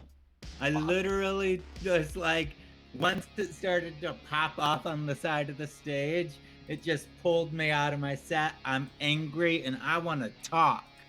Fuck. Okay. I think Astrid learned something too, because if she was overhearing the entire conversation with Joe and Lydia, she got a lot of Joe's problems. Yeah. Uh-huh. Yeah, she learned quite a bit. I think I only get the one experience today. I'm for sorry. participating. I'm sorry. No, you're good. Something new. You learned that Tracy's in town still. Or sorry, that Lydia isn't still in town. Like, Yeah, you that's learned that that's Lydia's news. still here. Oh, I mean, Yeah. yeah, we did. Lydia's learn still here. that That's what I Lydia's took from mine. Not gone. Yeah, all right. I'll take a second one. Yeah, that's fair. That's fair. And that puts me back up to 5. You generally don't get too much experience during Loki episodes. Loki. Oh dear. I say with the Isn't crazy season armed 2 lady there. supposed to be coming out soon? Hopefully, someday. Yeah, true. I mean, honestly, COVID probably put the filming schedules way behind for everything. But hey, everybody take your experience and let's go around the table. Tell us who you are, where we can find you, and I'll go first because I gotta run and do something really quick. Sure, let's do that. Hi everybody, I'm Zaunis, not safe for work artist and D&D/tabletop RPG character artist. I was playing both Jermaine Elliott and Lydia Tinsley tonight. And you can find me at Twitter and Tumblr.com/Zaunis. Very simple, quick, to the point, and on to the next person. I wouldn't mind going next. So, hi everybody, I am Pat, aka Spider Queen Long on the internet. You can find me on Twitter or a number of other places. I'll drop a quick little cheeky peeky at the links and leave it at that. I am currently finishing up Change Stars, should be finished by the end of this month, and then it's just party time for me, / a number of other projects that I've already lined up, but whatever. You can also find me as one of the stretch goals on a Kickstarter that's currently going on right now called 12 Occult Eye. I will send a link to that too. We are fully funded, and my stretch goal is also funded, but there's plenty of fun things lined up for the future, including one of my personal friends, Monster Effects, who does lewd, spooky monster art, and they've been lined up as one of the potential artists if we hit that stretch goal. So please support that stretch goal. Woo! We're so close. It's very fun. All right, and that's my about me for today, at least. On to the next person. Alright. Hey y'all, Crimsin Galaxy. That's KRIMSIN. Because I'm not me without a little bit of sin. My pronouns are they, them, she, and they. And today I was playing Courtney Cloverfield, the rocker, who mostly just wanted to be gay. And then was a little gay, but wasn't gay enough. Ever truly gay enough. You can find me on Twitter at sin_gal. You can find me both here and on Instagram at crimson_galaxy_RPG. The games that you can find me in till you can meet me next week. On Friday, I'm going to be in we are going to be having session 1 of our Monster of the Week series over on Cyberpunk Uncensored. Sorry, my brain is doing a skippy. And then, oh wow, really? I don't have anything else until next. Oh, that doesn't seem right. Well, I guess session 0 for that, and then session 0 for that. Okay, yeah, no, that's all I got. Sorry.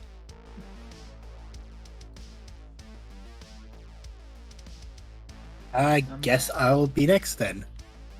So, hi everybody, I'm Doogler93.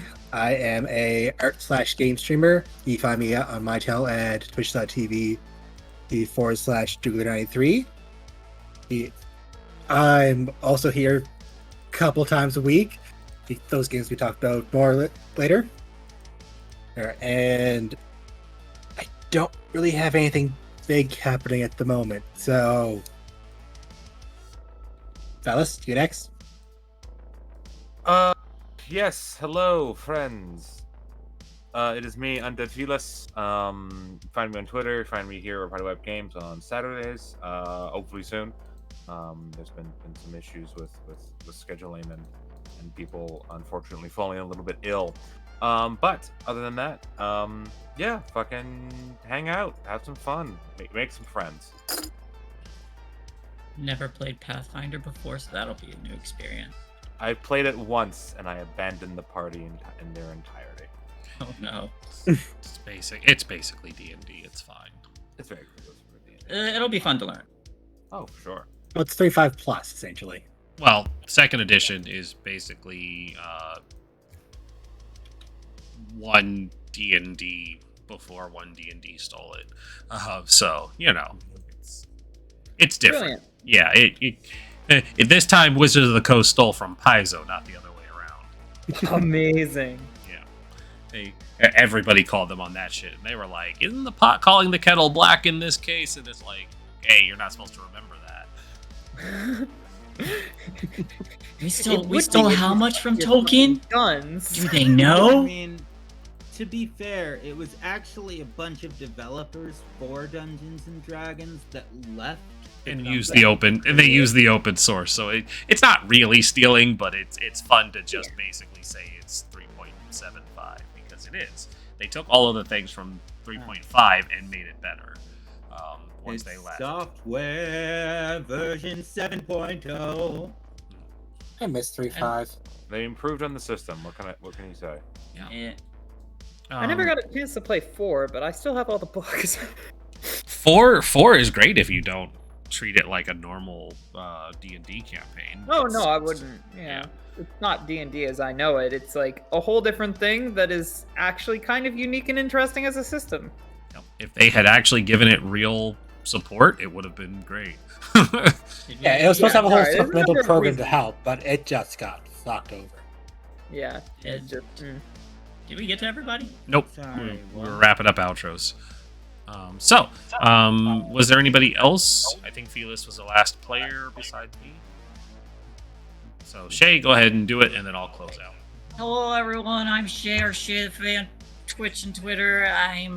Was the Dungeon Mistress, the Storyteller, the whatever you want to call me today for this game, Things from the Flood. Stay tuned because I began doing a little bit of drawing for poster art featuring Dr. Rindis LaRusso for a Change Stars campaign. Excited. I didn't even know that, so I was surprised. Started being the Surprise operative face, yeah. and really struggling with the drawing. Her commissions are also still open, and she just completed one yesterday. Yay! And you saw my little sketchy bit. Did I? Yeah. I wasn't aware that was what it was. Oh no! If you couldn't tell it was Dr. Rindis LaRusso, then I didn't look that hard. I just saw you were drawing and was proud of you. Oh, okay. All right, fucking all sweet and shit. Yeah, she's my wife, and I love her. I support everything she does. Fuck yeah. Fuck yeah.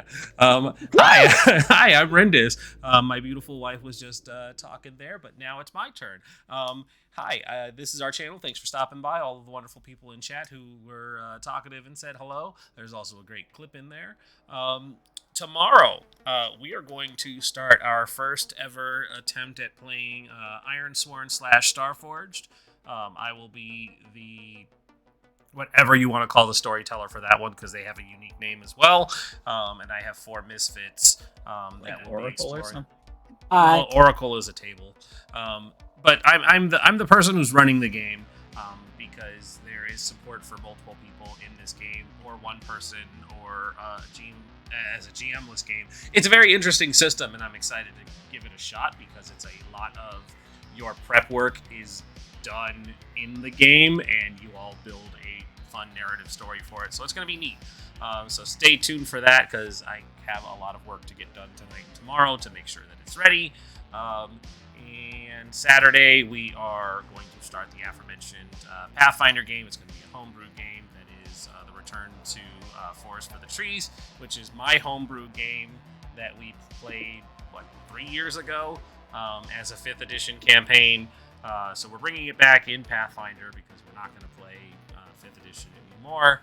Still not having any goodwill with Wizards of the Coast or Hasbro. Monday, we technically have a game, but it's more surprising to play it than to not. Oh, throwing that shade at our GM. Hopefully we'll get to play it this week. And maybe we'll have Change Stars coming soon. But really, that's it. We really only have these games and the ones that need to get started. So that's us. Thank you, everybody, for watching. We love you. You're great. And you all have a great night. Check out the Kickstarters and support all of these games. Have a good night.